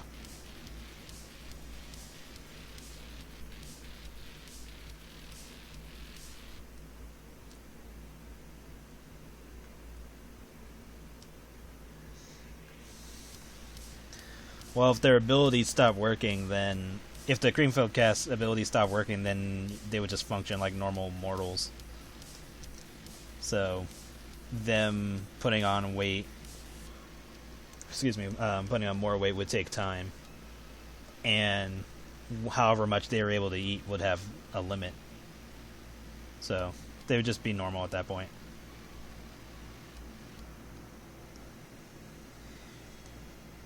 And like even Yor'Jedath kind of like Yor'Jedath has multiple abilities where she can like make somebody gain weight instantly or faster than normal when she has fun, like, letting them indulge and stuff, because obviously if she didn't help them out while she let them stuff their faces,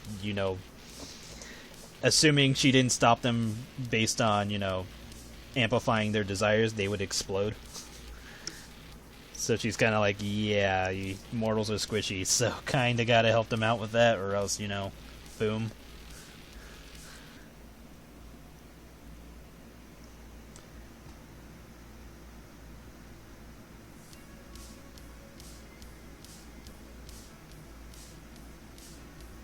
I could probably do a storyline like that, but not with the Greenfield cast, because they already have enough going on with what I have planned for them. But I probably could do that with like a character who... It would be interesting, like, if I did a storyline of like a character who thought they could eat as much as they wanted, and then, I don't know, maybe that pisses off Yor for whatever reason, and so she like manipulates their weight or weight gain or whatever the hell it is that we're fooling around with, and go from there.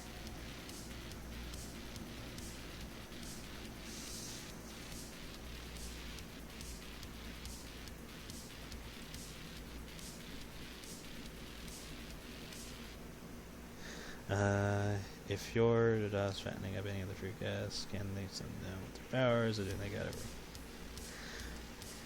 gotta... In the case of Yor interacting with the fruit cast, she can actually prevent them from slimming down if she chose. Although it'd be for a while, until her influence kind of wears off over time. But that's assuming, like, you know, she wants that to happen, or whatever the case may be. I was looking at this and I was like, wait, what am I doing? Almost forgot that this is a different arm doing something. But yeah, like, she could prevent them from slimming down immediately. Because she has more influence than they do.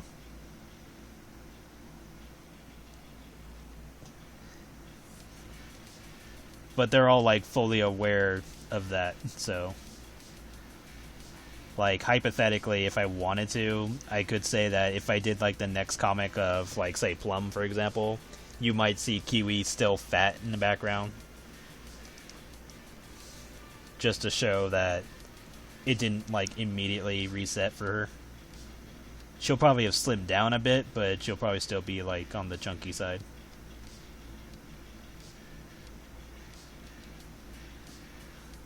Which could probably be the case, because even though the weight gain part for Kiwi isn't technically part of the initial story that she had, it's still, like, part of the whole breaking the fourth wall being comedy thing. So I could just, you know, show her fat for the sake of it, because of her interaction with Yor.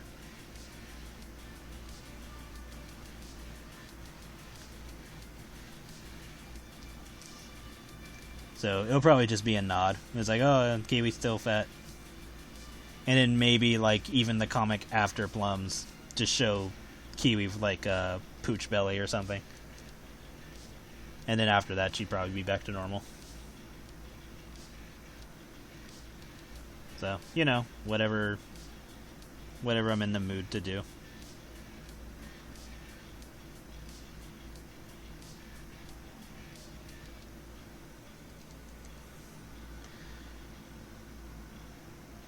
Oh dear lord, this stream really is just gonna be nothing but the line art.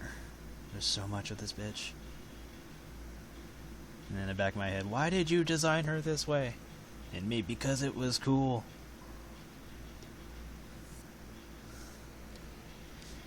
And I'd be right, it was cool. And it still is.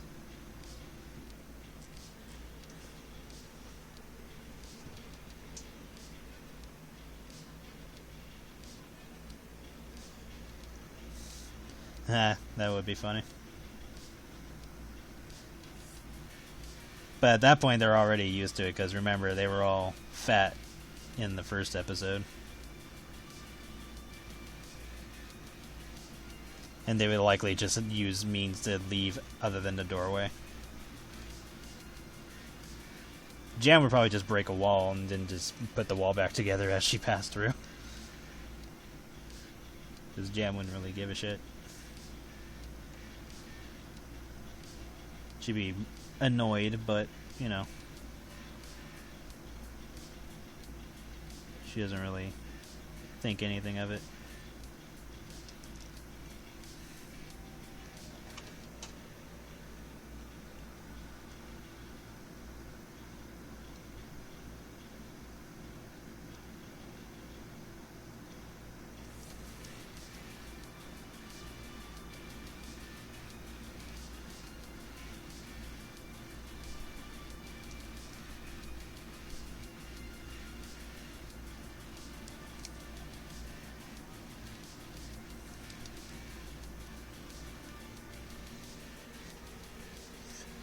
Hi, doggo.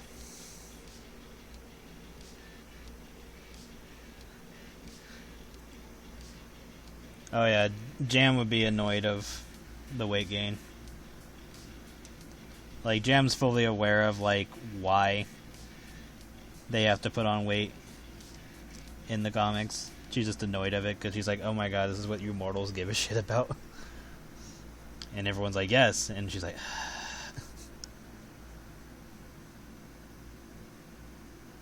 and she'll put up with it.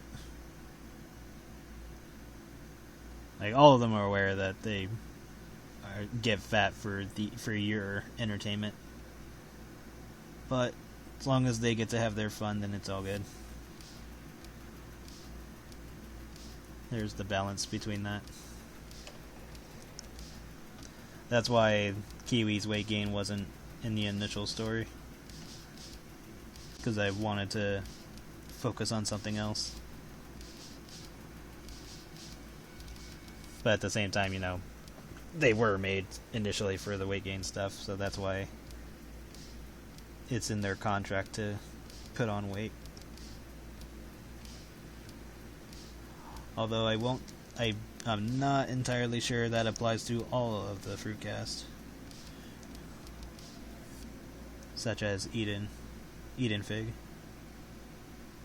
But who knows, I'll probably just do it just for the sake of doing it. It's like, fuck it. Like, Eden, you're getting fat. And she's like, what? And then, you know, hilarity ensues.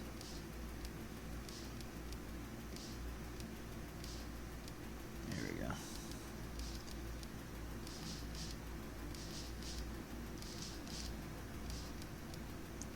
Or it can even be where all the fruit casts noticed that Eden was the only one who didn't get fat, and so they all plot to stuff her silly.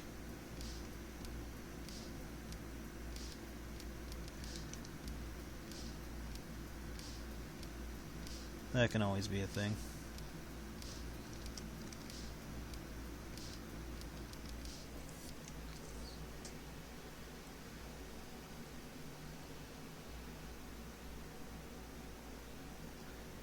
Yeah, it is part of the job. It's like, all right, girls, or cast, you know, since there's one boy. Initially, this is what you were made for, but now I gave you more plot, so tweaking the contract. Now you guys just have to gain weight, at least at some point in the comic, regardless of if it's part of the actual story or not. And this is way too fucking skinny.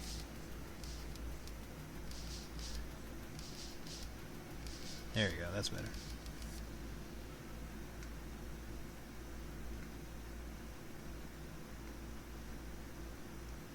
And I'll probably have even one of the fruit guys be like, wait, why do we have to do this? And it's like, it's in our contract. We are obligated to do this. Not that any of them care, but it's just like, you know, some of them don't know that they have to do that.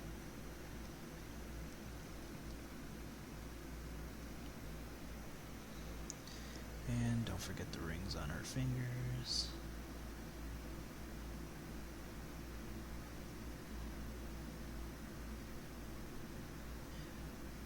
There's still way more details that I gotta do. I still have to adjust her boobs. Exactly.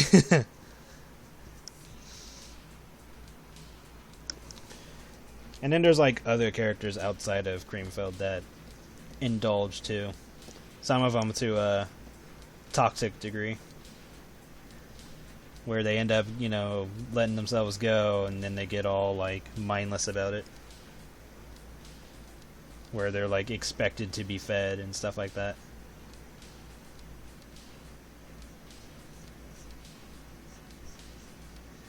And either become like assholes about it, or greedy, or just not in the best of light. But it varies. Some characters are more happy about it, some characters aren't. Some characters want to lose weight, some do, some don't. Yes, that's right, I will eventually make a weight loss comic. Cue Joker laugh.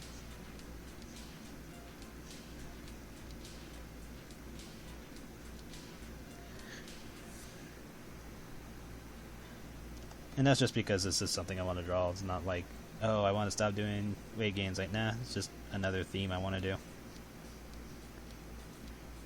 I want to draw so many different things.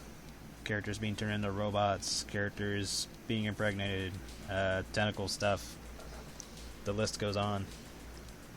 And that looks too thin. Let's fatten that up too. which in turn would fatten this one up. There we go.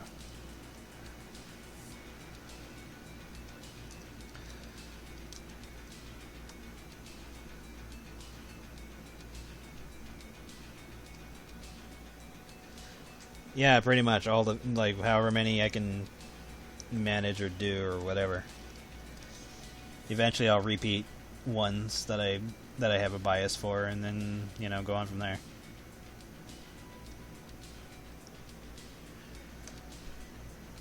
Although there will be some that I will avoid doing.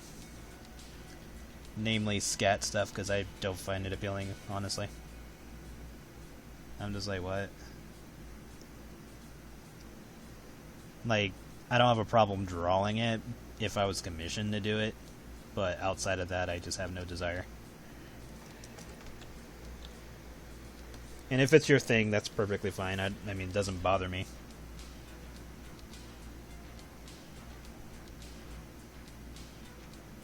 Like, it's easier to not, or to list what I'm not into and all that, but it's just one of the things I'm just like, nah, yeah, no.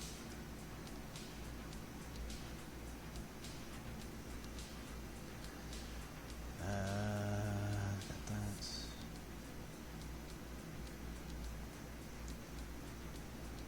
Probably do it this way. Which I should probably just ignore for now, because she has another arm. So we'll tweak that later.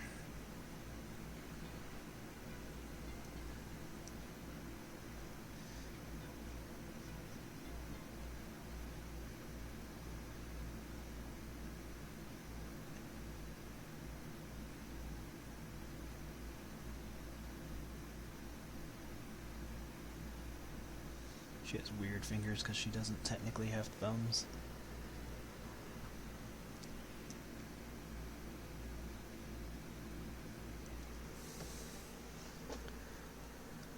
Let's see, let's do this one.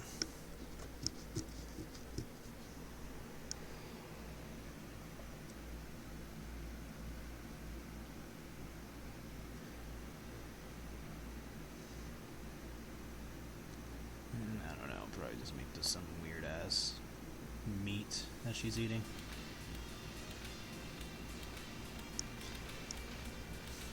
And, like, I'll probably do a comic at some point where Yor just decides to venture to some random ass planet, and she just sees how skinny and frail all of the people are because of the lack of food or whatever that they're able to make on their planet. And so Yor either creates food out of nowhere for them and just has them all overly indulge, or she'll enlist the aid of, like, another god that has to do with, like, you know,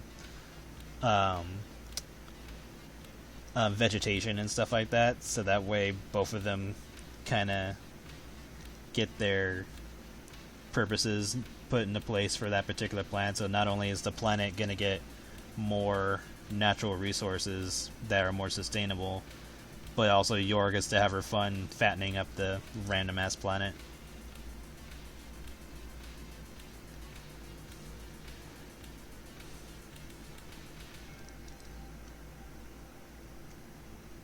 Because Yor doesn't initially do that. Like, she can make, like, random junk food stuff, but she can't, like, make, like, a natural resource appear or enhanced, because that's not her job.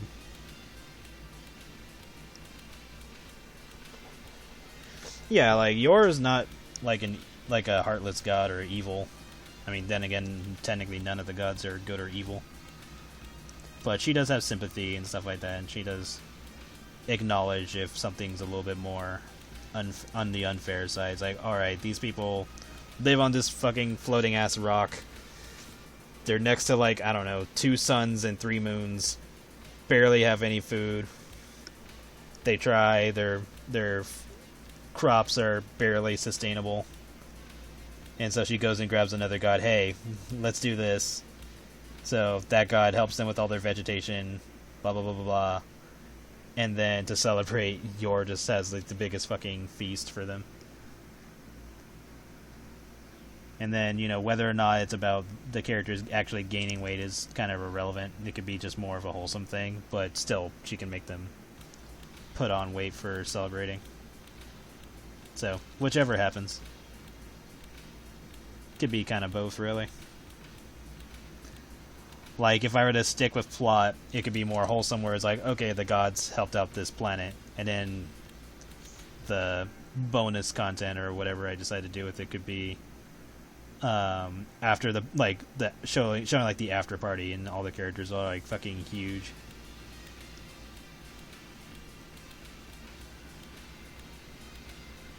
So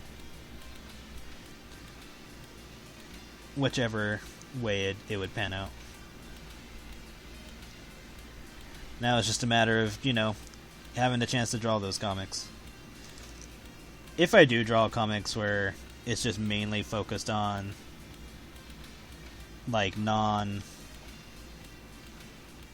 non-story essential content, then I'll probably just make it for either the Fat Lovers Club or like anything higher than that, because it's like non-essential content. But like anything lower than that will go into like the normal $5 tier, and then, you know, put up publicly and stuff like that.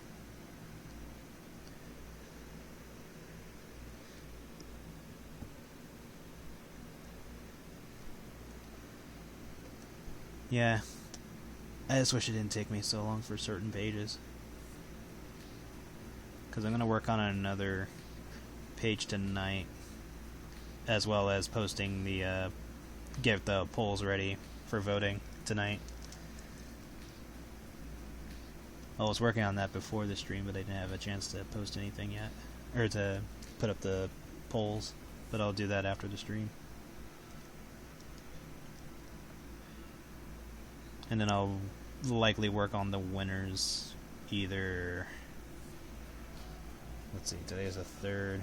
Yeah, probably this weekend.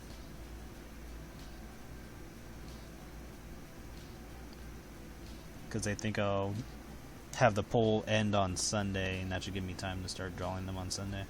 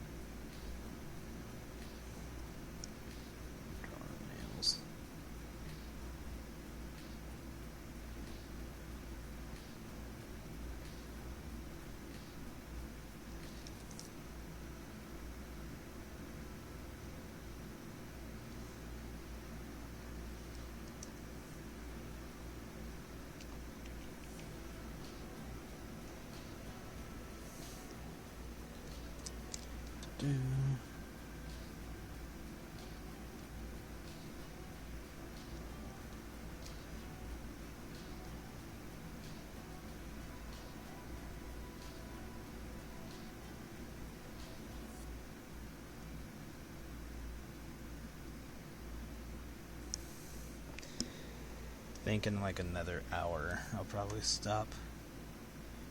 And if I decide to work more on this off stream, then I will. And if not, then I'll save it for another stream.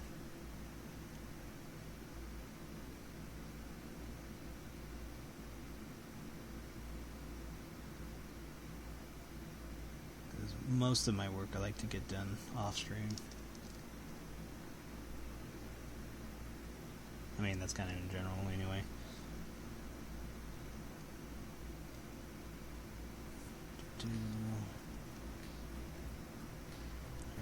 Fat chubby hands.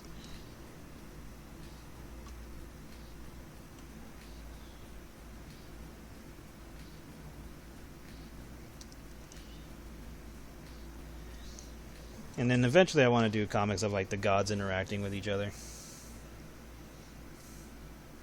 Maybe some of them will pick a fight.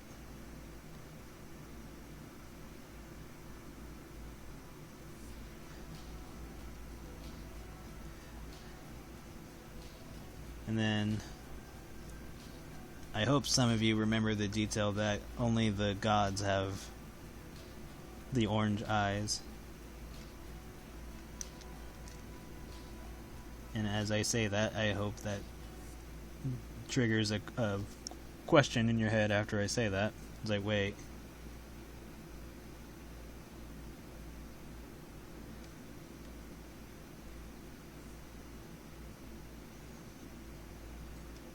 But we'll see if anyone picks up on it. 'Cause I tend to do that in my comics. I tend to allude to other things. Okay, so I did that. Kinda want this to be fatter, so let's do this.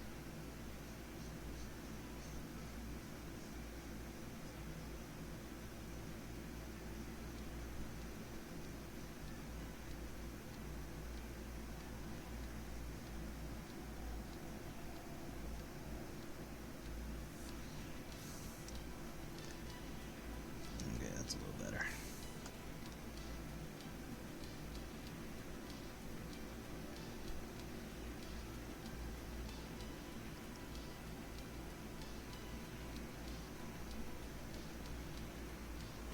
Do.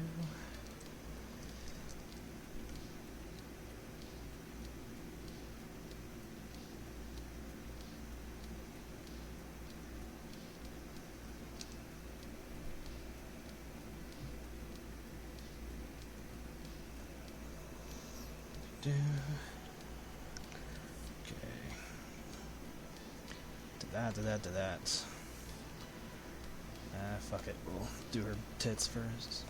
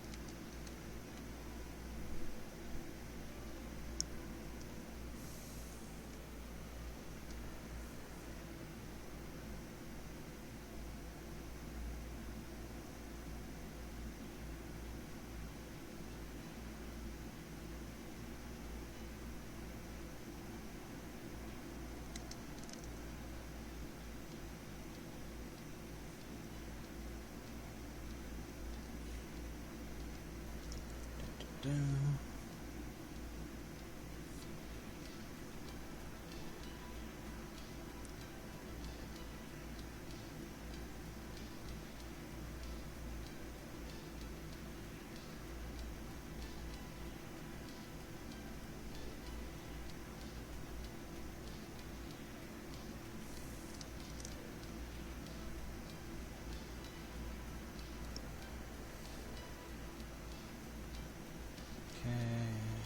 Next.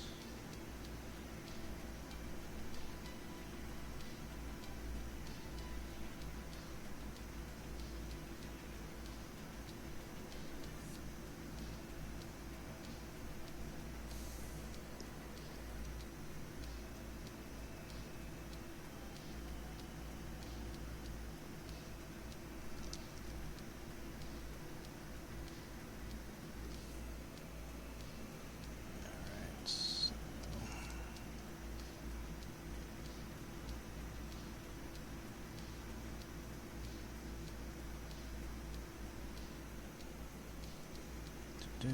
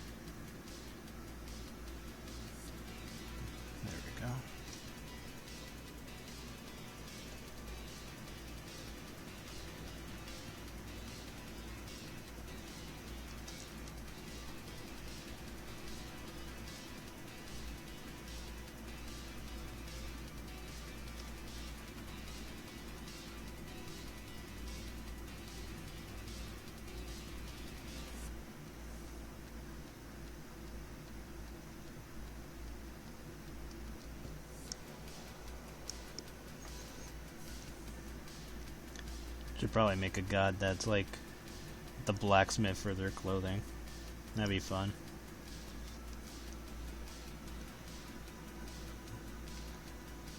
It's like, we need you to make a bra that can hold the weight of planets. And have that character be like, dear God.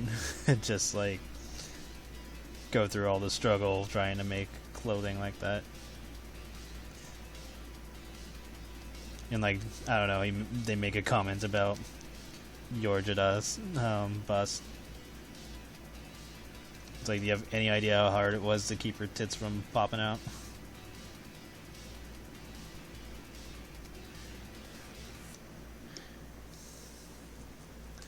Yeah, exactly. It's like, alright, here's your bra. And she's like, oh, thank you. And then like 2-3 days later, it's like so fucking tiny on her. And he's just like, I'm not handling that again.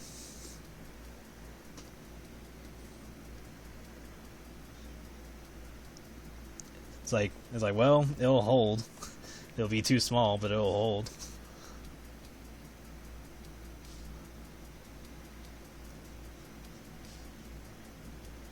Not that it would bother her if it was too tight.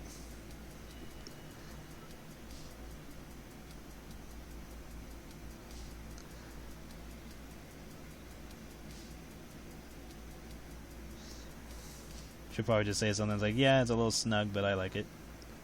And that'd be the end of the conversation. She wouldn't really give a shit. She'd be like, nope, I got a bra, I'm good. And then some of the gods are like, why do we wear clothes? And it's like, I don't know.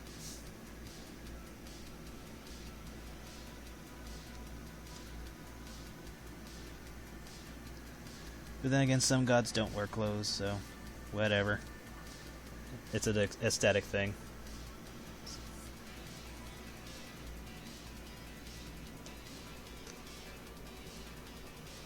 Of daytime television. I mean, technically, television would be a form of entertainment, so if there's a god of that, then yes. The answer would technically be yes.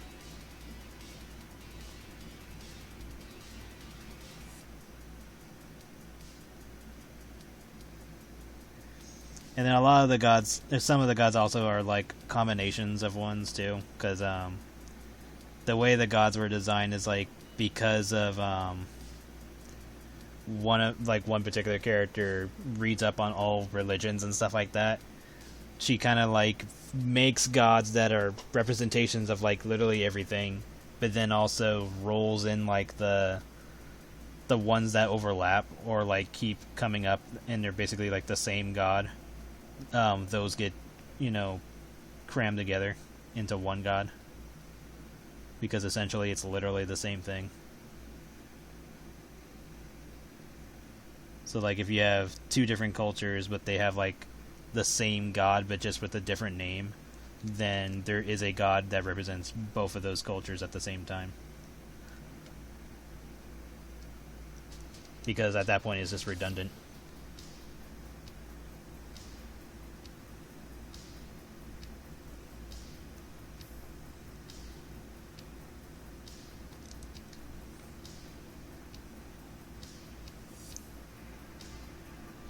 And then, of course, where they're from, all the religions were wrong anyway, or just not a thing that actually exists.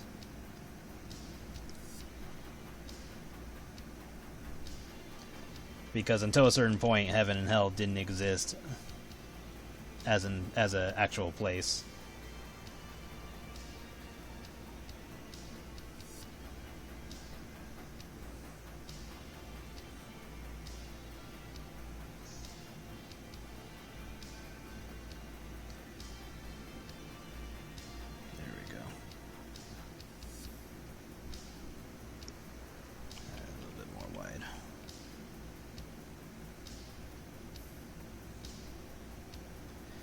And then that's why Daylock was made to manage hell.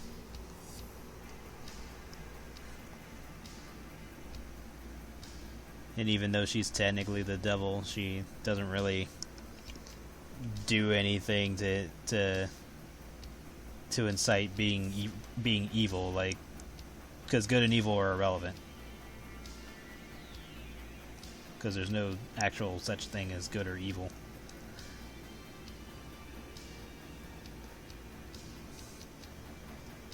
And when questioned on that, it's like, no, those are just social ideas that were made by mortals.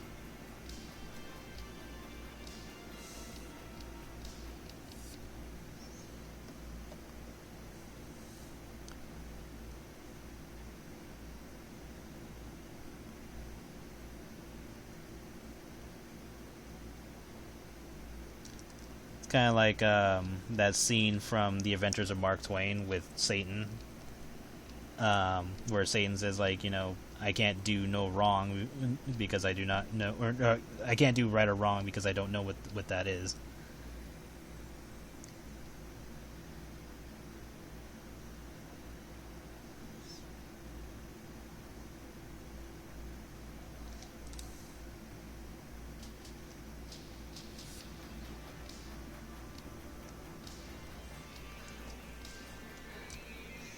When these happens, do these.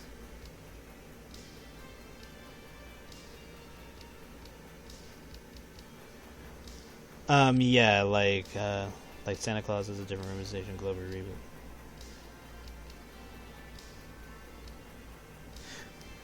Yeah, like basically, you'll have like a god that represents, like, let's just say, like Yor'Jedath, for example. It's like she's the god of feasts and all that. So you could take all the cultures of what the god of feasts should be, and she basically represents all of that. Even though it's her own version of the idea, she is the representation of that. So, like, that's why none of the other cultures and religions are correct, in a sense, because it's like, okay, here's our god of feasts, but she is the representation of that, so whatever their depiction of that was, she is more the sole idea of it, but she is not, like, one for one the representation of it. So, like, let's just say a culture says the god of feast is I don't know, let's just say a goat with 6 legs that you have to, offer cows to every year or something to get its blessing. She'll take the initial idea of, okay, you offer it to her and, I don't know, you get, like, good crops or something like that. She'll just take, like, the initial idea of, okay, the god of feast does this, and that's all she is for it. She's not going to be 100% the same thing, because other cultures might have a different idea of that. So she's just all of that rolled into one, but she's her own character, and she has her own personality of it. So, like, if a culture's like, okay, she's this goat god, and we offer cows to her so that way we can have a bountiful food or whatever, she'll only take, like, bits of that. Yeah, because the whole point is that Earth itself is not the only culture that exists, because there are, like, infinite numbers of planets and stuff like that in the universe, and so she can't be tied to just one idea, and there also can't be a shit ton of gods that are the same idea over and over and over again, because what's the point? They're all the same thing, just a different name and possibly a different personality. So just make one god that is the sole focus of that, and then go from there.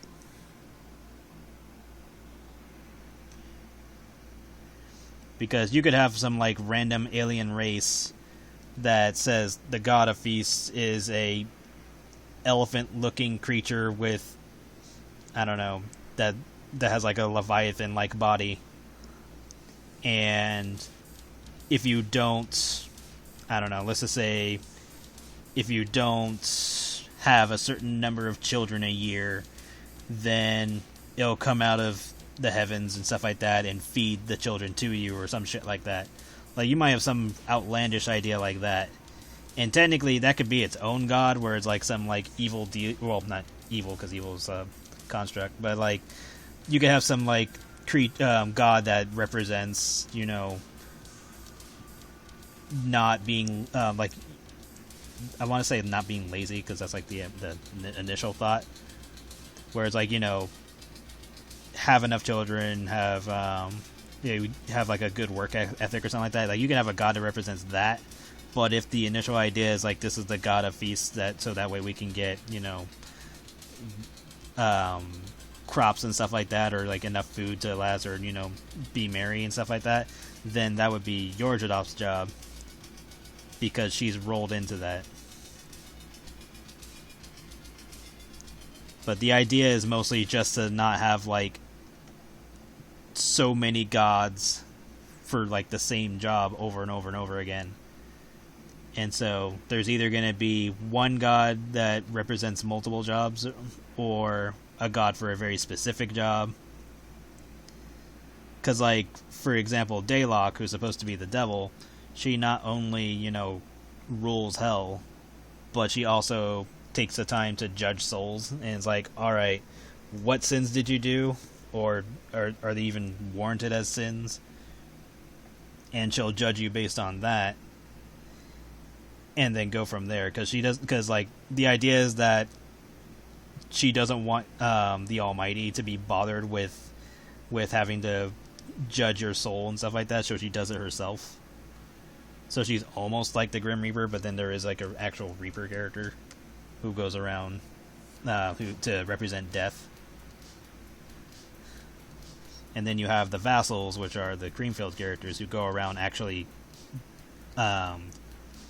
gathering souls that have either passed or will pass, or, you know, whatever the case may be. And then characters like Jam, who like cleanse the souls if needed.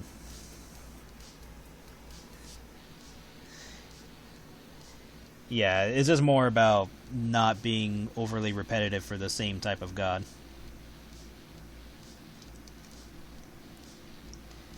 And then there are like characters who are more not entirely gods, but like still divine in certain ways, like Gluttony. Like, Gluttony's not an actual god, but she has like godlike characteristics.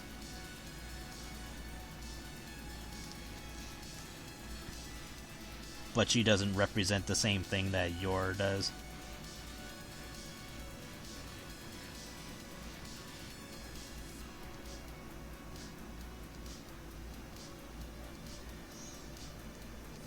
And then because a lot of ideals overlap each other, that's why there's there's several gods that are just like multiple cultures and ideas rolled into one god. Because it's like, oh, we have a god for this, and then you look at another culture and it's like, oh, this is literally the same thing, just with a different name. Maybe one or two things are different here and there, but essentially it's the same idea. So it's just given to one god. And because the god itself is like its own entity, it's not like, I don't know, like, let's just say it's not like Zeus or Shiva or, you know, whatever other gods you can think of. It's not just any representation of them. It's like, no, this is a god solely created for this reason.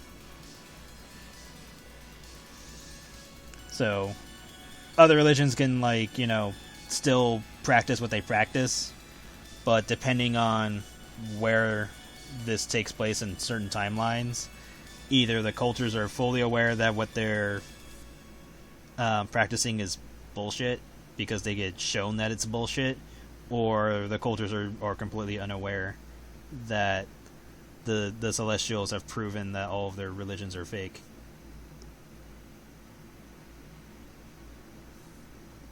So it kind of depends on the time frame on that. Because there is a point where mortals find out, oh yeah, all of your culture, all of your religions and gods and all that you've been worshipping have been complete bullshit.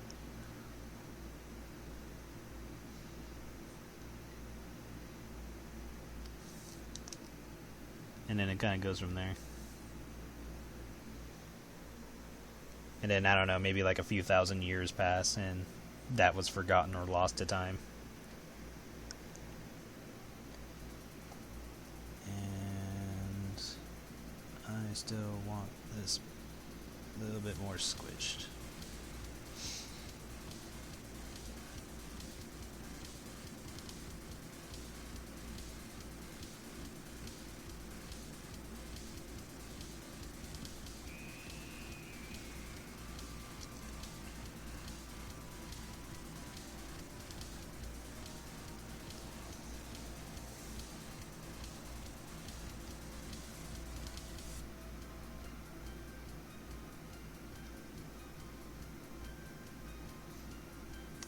And it could also be intentional that the information is lost to time, because at a certain point you'll have people who just either, if they're aware that all of their religions and stuff like that have been bullshit, then you have like multiple things that could happen. You can either have people who will worship the gods that actually exist and know they exist, or you'll have people that just go saying that it's a lie and make up their own and continue on the cultures and stuff like that.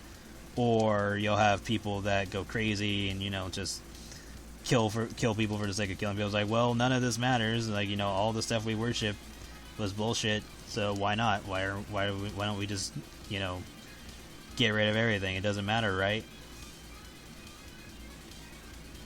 It's kind of like finding out if whether or not your purpose in life is actually a thing, or if it's all just going into the ether. It's one of those things. It's like too much information will kind of ruin the world type of thing. So it's like, yeah, you guys are better off not knowing this.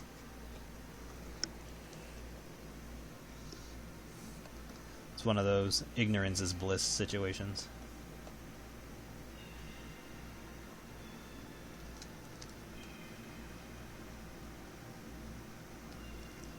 Oh yeah, I forgot I was going to do that.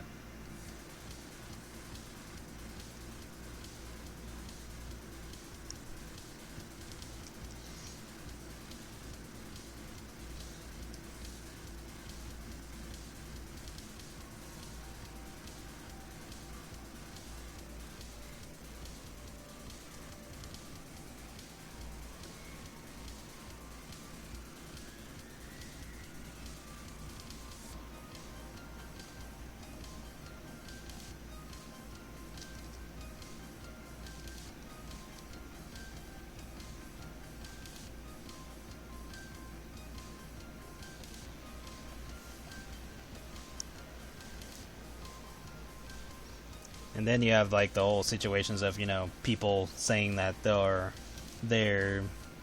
doing things for the representation of whatever god that they know exists at that point. And it's like, oh, like, we're killing in the name of whatever god. And then at that point, you have several things that could happen. Either the god will overhear you and see that you're, you know, let's just say people are killing in the name of Yor'Jedath. Then she's gonna be like, whoa, excuse me? It's like, since when did I want you guys killing each other? And then she'll step in for whatever reason she wants to step in for. Or she could completely ignore it if she chose. But then you have that situation going on, which technically we already have that going on in real life, but who knows? But yeah, you'll have situations like that.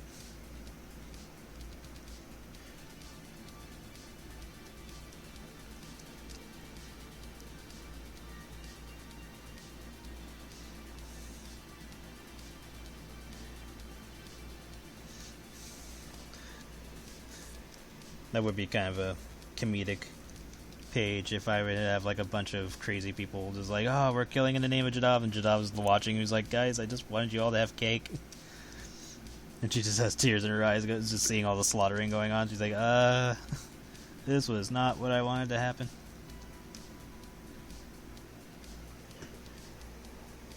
But that's just more of like a joking situation. But gets the same point across.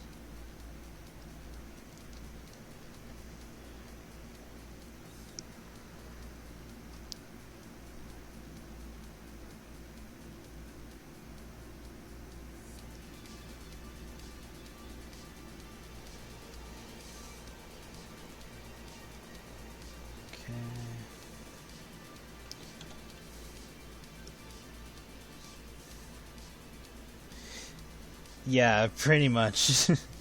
Like, instructions unclear, committed genocide. Like, yeah, what? It's like, pretty sure that's not what I wanted from you guys. Not sure how you came to that conclusion.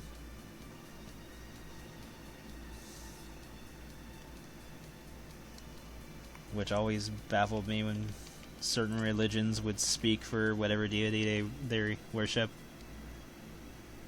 And it's like, well, so and so doesn't want you doing this. I'm like, can you show me where that's the case? And if so, like, I want that spoken in real time, not from written in a book that could have been edited by anybody. Because we all know that's a fucking thing that can happen.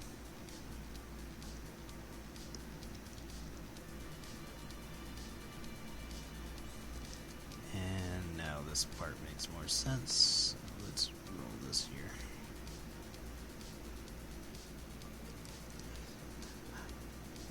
I should actually do that. I should have like one of the gods write like an actual book or template or a template of like of how what they think of mortals and, you know, just their thoughts in general, and then just see how the mortals either ignore, edit, or change whatever the god says, and the god is just like, what the fuck, I didn't say any of this.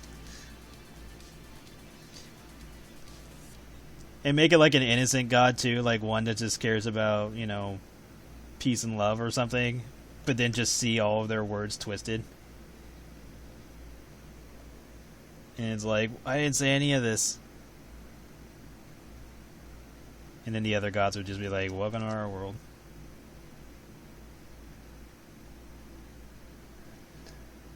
Have like one god's like, I just gave them instructions to make a toaster, and somehow that led to stabbing somebody in the eye. I don't know what the hell these mortals are on.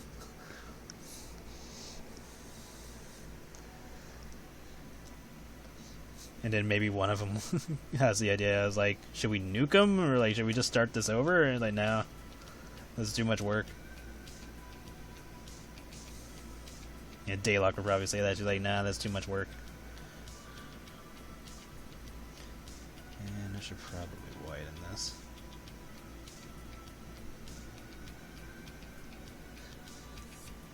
Chance and binary. Yeah, why not? There should be a robot god too. God of machines. That one can technically be like a newer god that doesn't come into existence until much later. Alright, I need to put your head frills. Your antenna.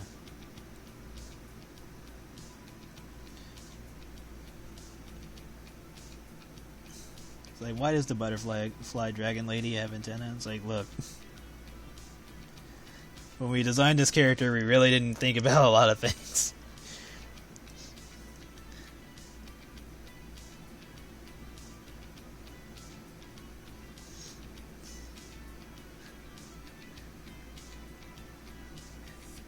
If this was 3D, this would probably be infinitely easier.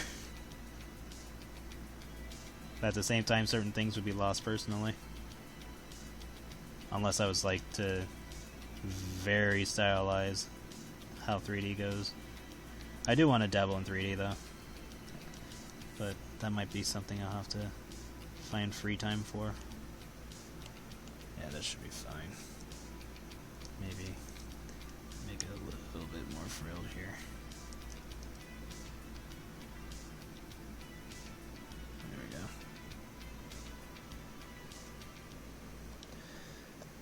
Okay, so we got like what? A third of her done now? It's taken like what, almost 3 hours to get like a third of this character drawn. If even that much.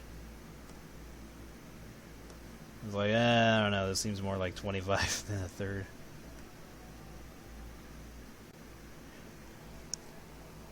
Still have to draw her belly, jewel thingy.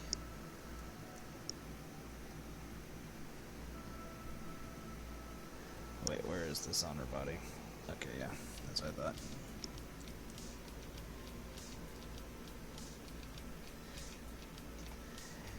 Take care. Yeah, I'll try to stream more when I can. If not again this week, then I'll do it again next week.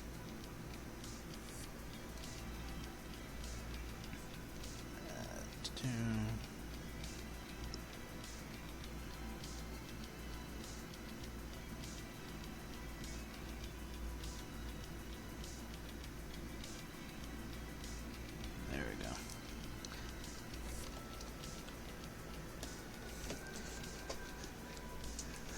It's like today's stream, listen to Viro bitch about making this character for 3 hours.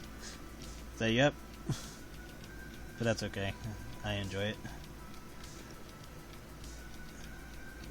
It just makes it more worth it when it's done.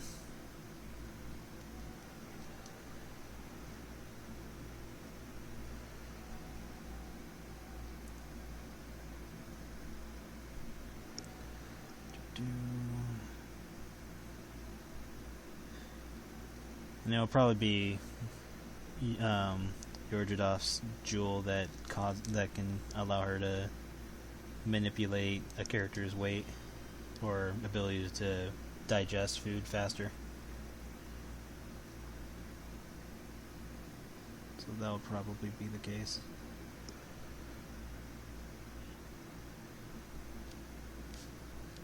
Do I want it like that? Yeah.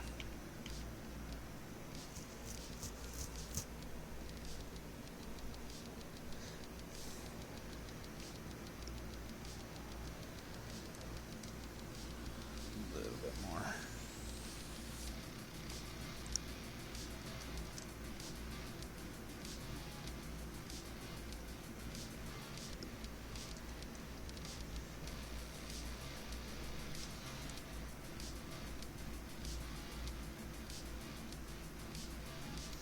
I could see like a god talking to Yor about something, and Yor is just sitting there stuffing her face as the character's talking.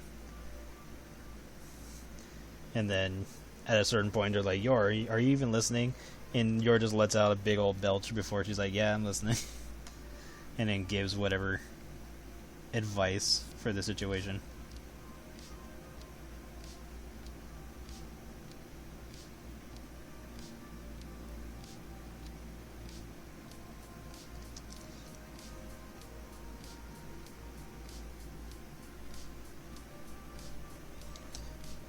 And let's change this. I don't like the positioning.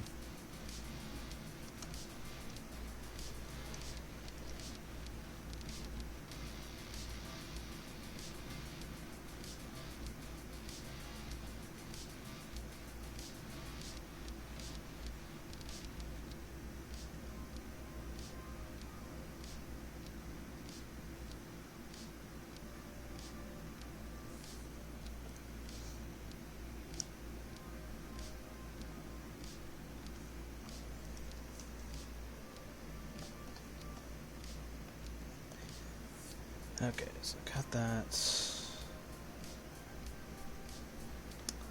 Although, should that be... Oh yeah, that should be much lower. How are we gonna deal with that?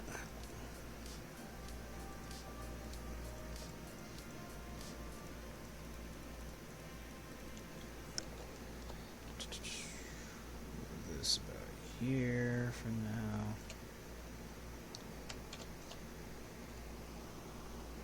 Grab that.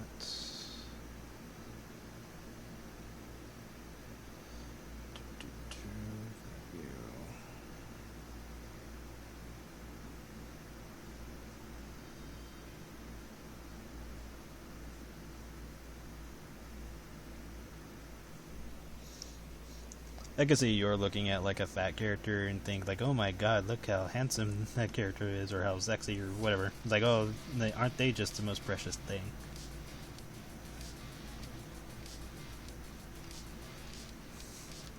Like, just her sense of looks are just completely off. Or not even off, but just like, that's how she views it.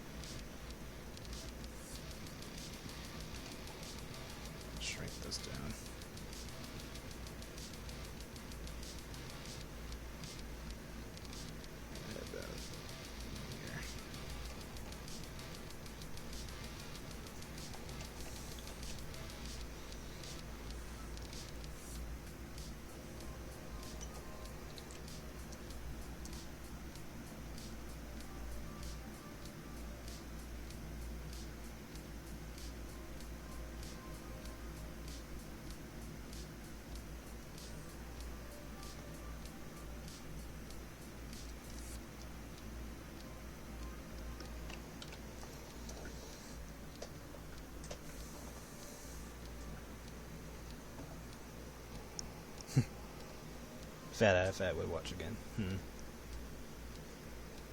Yeah, that would definitely be your just watching somebody indulge themselves. Just gives them fat out of fat. This sticker. Trying to account for certain parts. That should be thickened.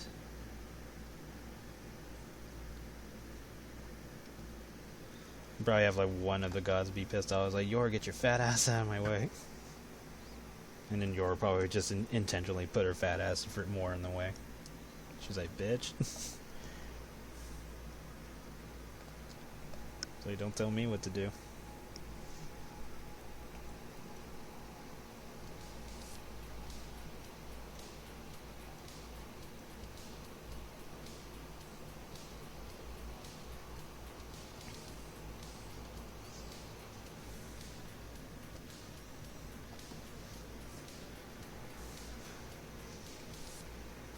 Okay, so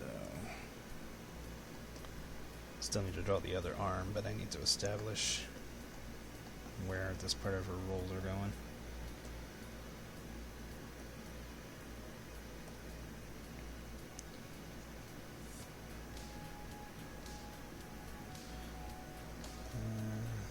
This would actually probably be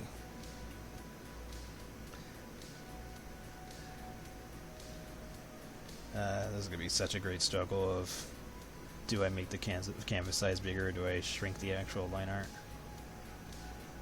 Which I'm probably going to do the line art more often at this point.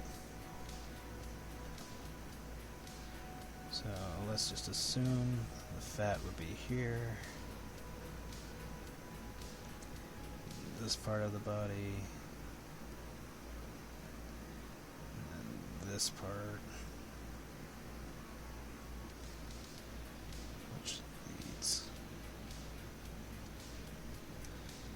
into this.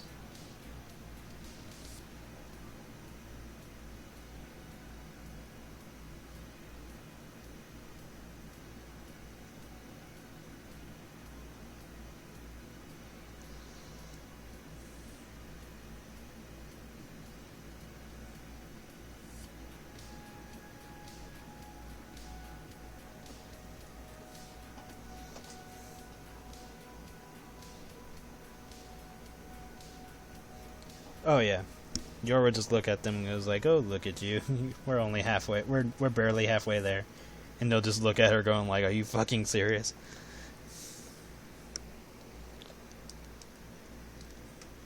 Until they're just a big ball of fat, or a big blob of fat.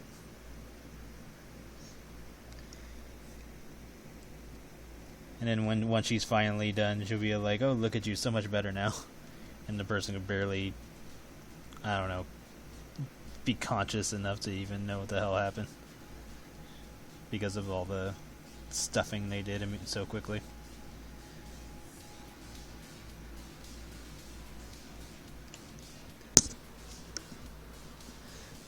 Oh yeah, and then like after that she's like, "Now for dessert," and you're like, "What?" And then that's when the comic just ends.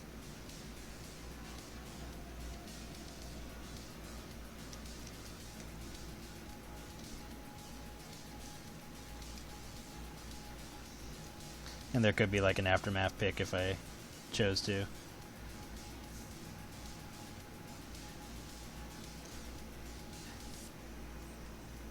But yeah, it's one of those situations where it's like, how close to realistic would I want that situation to be? Because like, obviously there could be situations where I can make the character as big as a mountain if I wanted to. I think if I connect it to like storylines that don't have a big impact on other storylines, then I can do stuff like that. So like, say if I was going to make a character as big as a mountain once they got fattened up, it would have to take place somewhere that doesn't interact with the other storylines. So like probably just like some random ass planet or something. And the planet can either be characters that are similar to humans or similar to furries or similar to whatever species I decide. And go from there. That way to keep the simplicity of character designs. But yeah, like those type of situations can just be for like dumb fun. But then for like the more um, plot related storylines, I'll probably keep it more tame. So that way it's more in a more realistic sense. So it'll pretty much fall into the same type of logic of like why Skylar doesn't make Marcy just massive. And it's because, well, for one, they have kids, so, you know, gotta take care of kids and stuff like that. Two, makes no sense for Marcy to be immobile when Skylar is more than happy to parade her around town when they go out and stuff like that, of how big and jiggly she is. So it's one of those logic situations. And then you can't have situations where it's like, okay, this character is as big as a house, but then it's like, okay, but how are they fitting through buildings that weren't designed for those characters? Type of situations. So it's more about keeping the world that the characters live in mind, and not go super crazy when it's not one possible based on where the characters live and stuff like that, and two, it's like it just doesn't help the characters to not be able to function in their own world, especially if you plan on using the character more than once.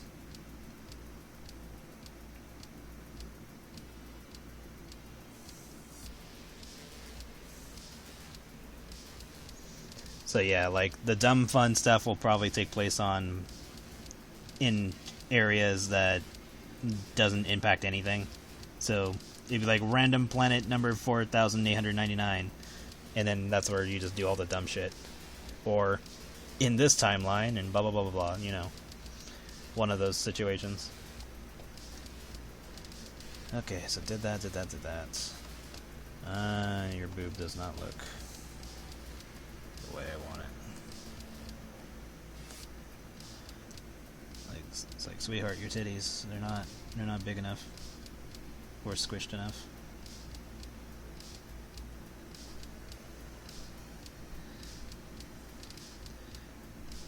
It's like your boobs need to be spilling out.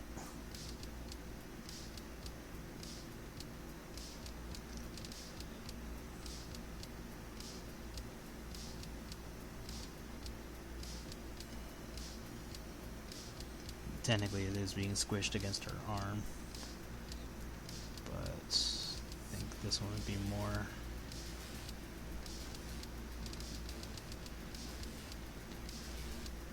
pouring out this way.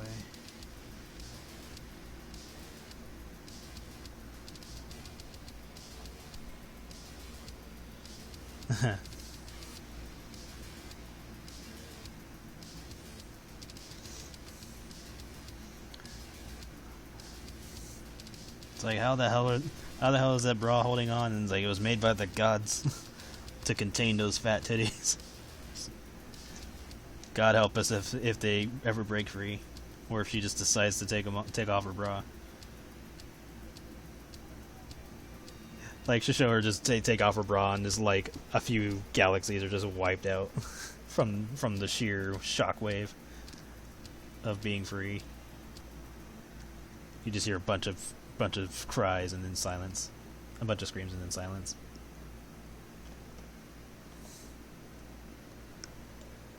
And then the only reply you see of your is just like, finally got these things free.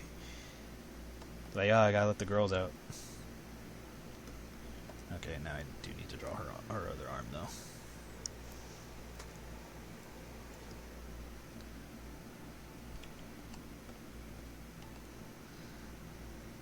So, just so we're not wasting some of this.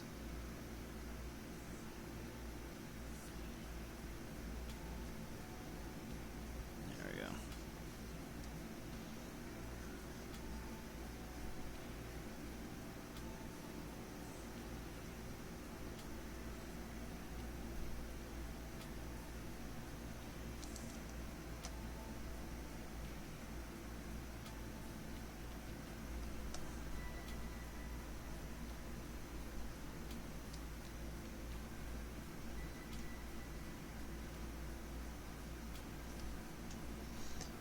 few more minutes and I'll stop. Take a break and then I'll put up the poll for the Patreon stuff.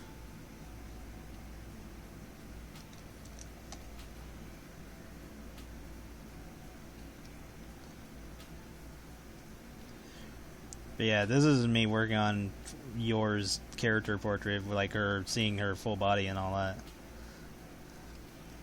You can imagine how much work just goes into the comic pages where I have to draw her multiple times. Luckily, it's not all of her in frame.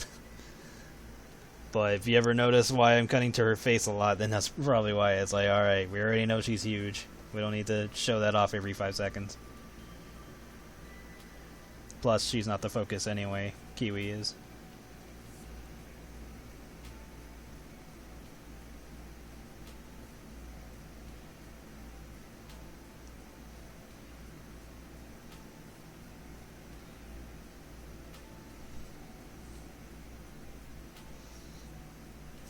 I should make it where she's like fully aware of the conversations I've had throughout this stream. She just makes a reference to it at some point.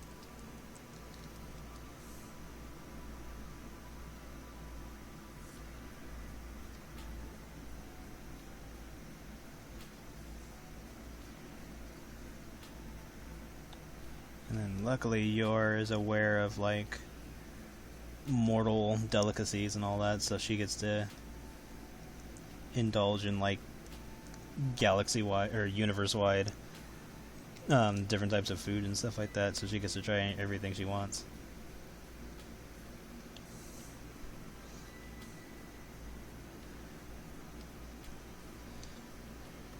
It's probably just basically that she doesn't actually create food, she just gets it from elsewhere. Because she would have to be aware of what object she's transferring or teleporting. Okay, it's just this part of the arm because she's wearing an arm bracelet.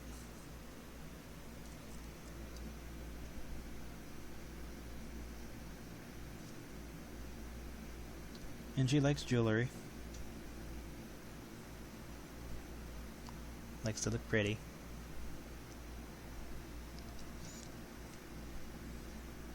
Even though most of what she wears is probably going to be engulfed in fat.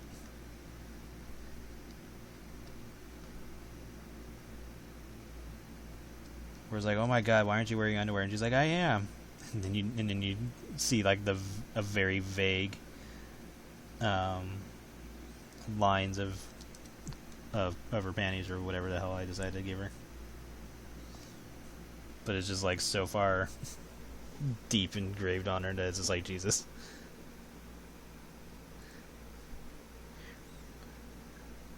Have like one character go like, I didn't know she was wearing anything.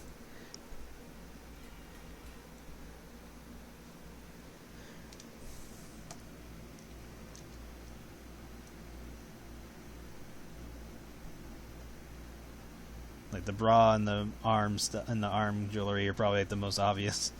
All the other stuff is like lost to fat.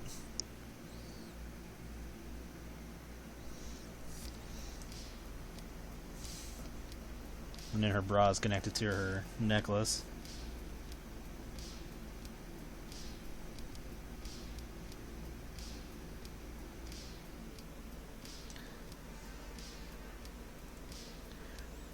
Exactly. She's all like, yeah, I'm wearing it, and just wiggles her ass as you can't tell if she actually has something on or not.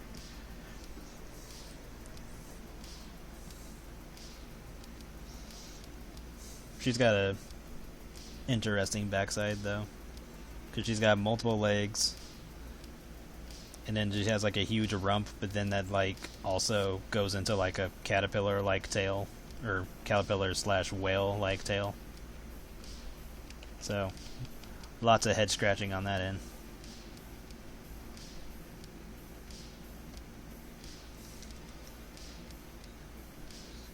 And then at some point, someone's gonna drum up the question: is like, does Yor'Jedath fuck? And then either that will embarrass her, or she'll be like, "You want to find out?" It's like, oh shit.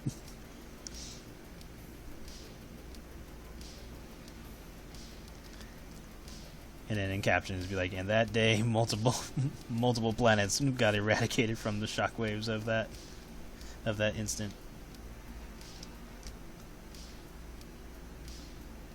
That could probably be a thing where certain gods have sex, and that just means like a fucking section of a galaxy just gets wiped out from the sheer impact.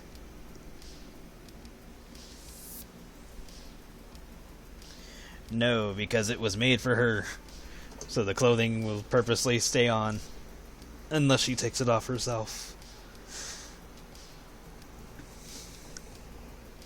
She could probably will it to come off, quote air quotes, accidentally. It's like, oh no, it broke off. I guess I should get the blacksmith to fix it. As she grins, knowing that she did it on purpose.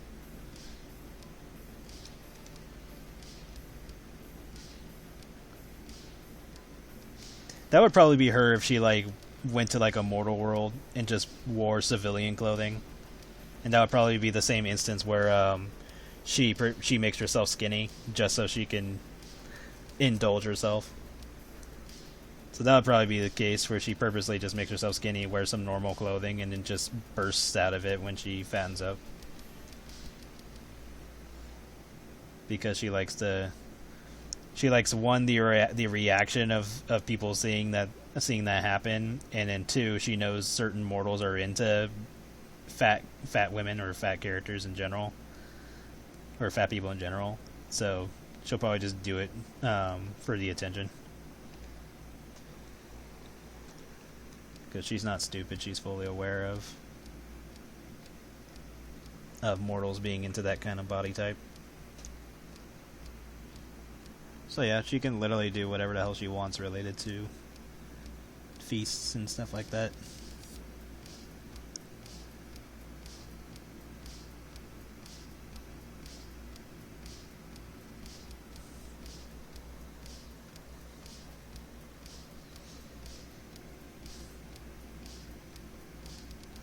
Or come across a mortal that's just like really into big women and all that, and so she puts that to the test. You just see a big giant fat ass just coming down on them, and that she can end that in two ways. It's like, okay, they have their enjoyment, or it's like, oh right, mortals are squishy, and she just sits on them. And she's like, well, not gonna look at what the end result of that.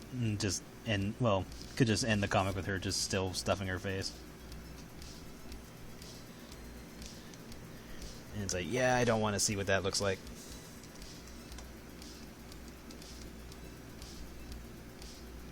Even though she's not, like, a stranger to death. Although to her that's, like, a normal thing. She doesn't really give two shits about it. She's like, what? Something died? Hey TCV, pretty much getting ready to stop for now. Yeah, so this is yours so far. Jesus Christ.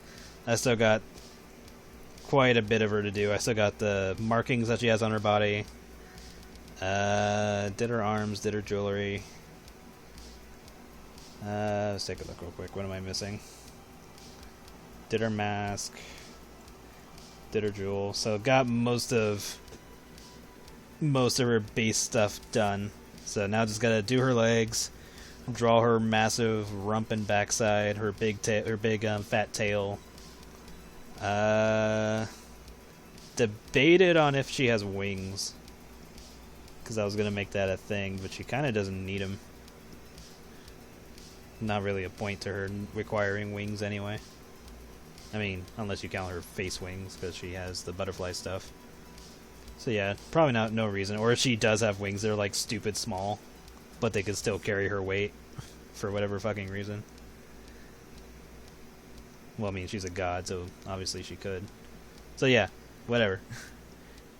Maybe some scene where she wears mortal clothes and she bursts out of them when she doesn't expect it because she's too used to it. Yeah, could do that, where she could do a situation where she's oblivious to mortal clothing. It's like, oh right, mortals can't hold all this. But yeah, this is a work in progress of her character art. And now that I'm thinking about it, I'm like, how the fuck am I going to put this on a card? You'll probably just be focused on her upper half if I were to put this on a card. Unless I made the card fucking special and it's like sideways or something. But nah, it would probably just be focused on her upper half because she would just fucking eclipse the goddamn thing. But yeah, this is the work in progress for her. I'll probably work on it more off stream just so I can get it done. I'm not sure if I'm going to stream on Friday. If I do, I'll, post and all that. But yeah, I'll do more stuff. I'm going to work on cream-filled, like another page of it tonight. Get that worked on. I'll post the poll stuff soon, probably in like a couple hours. I'll start working on those probably Sunday when the winners are chosen. And yeah, just go from there. Start make more content with Nadine's art set. I do want to make more character bios, so if I have a chance this week, I want to work on some of those. Probably Yor'Jedath's bio, specifically. And now that I'm looking at this, I need to move her belly out more, so I'll tweak that later. But yeah, thank you for coming, and I will... Hold on, let me look at these. Also, the card game getting interesting. Yeah, I mean, technically the cards are full art already, because I try not to obscure the art too much, but, it's going to have the effects and stuff like that. Or I could make, like, a set that just has the artwork themselves, and then go from there. Yours would be interesting, because she'll either be too big for the card, because once you shrink that down, it's going to be hard to see, or I just focus on a very specific part of her, and that'll be on the card. Anyway... yeah, though, like, she's gonna get her own card, and it's gonna show up in the card set that Kiwi and Eden used. So it's gonna have a bunch of cards in that, plus some other stuff. But yeah, I will see you guys next time. Thank you again for coming. If I do another stream, I'll post when I decide to. Like, I'm not even gonna say what day, because I'm probably not gonna do another one until next week. But yeah, thank you for coming, and I will see you guys next time. Bye-bye.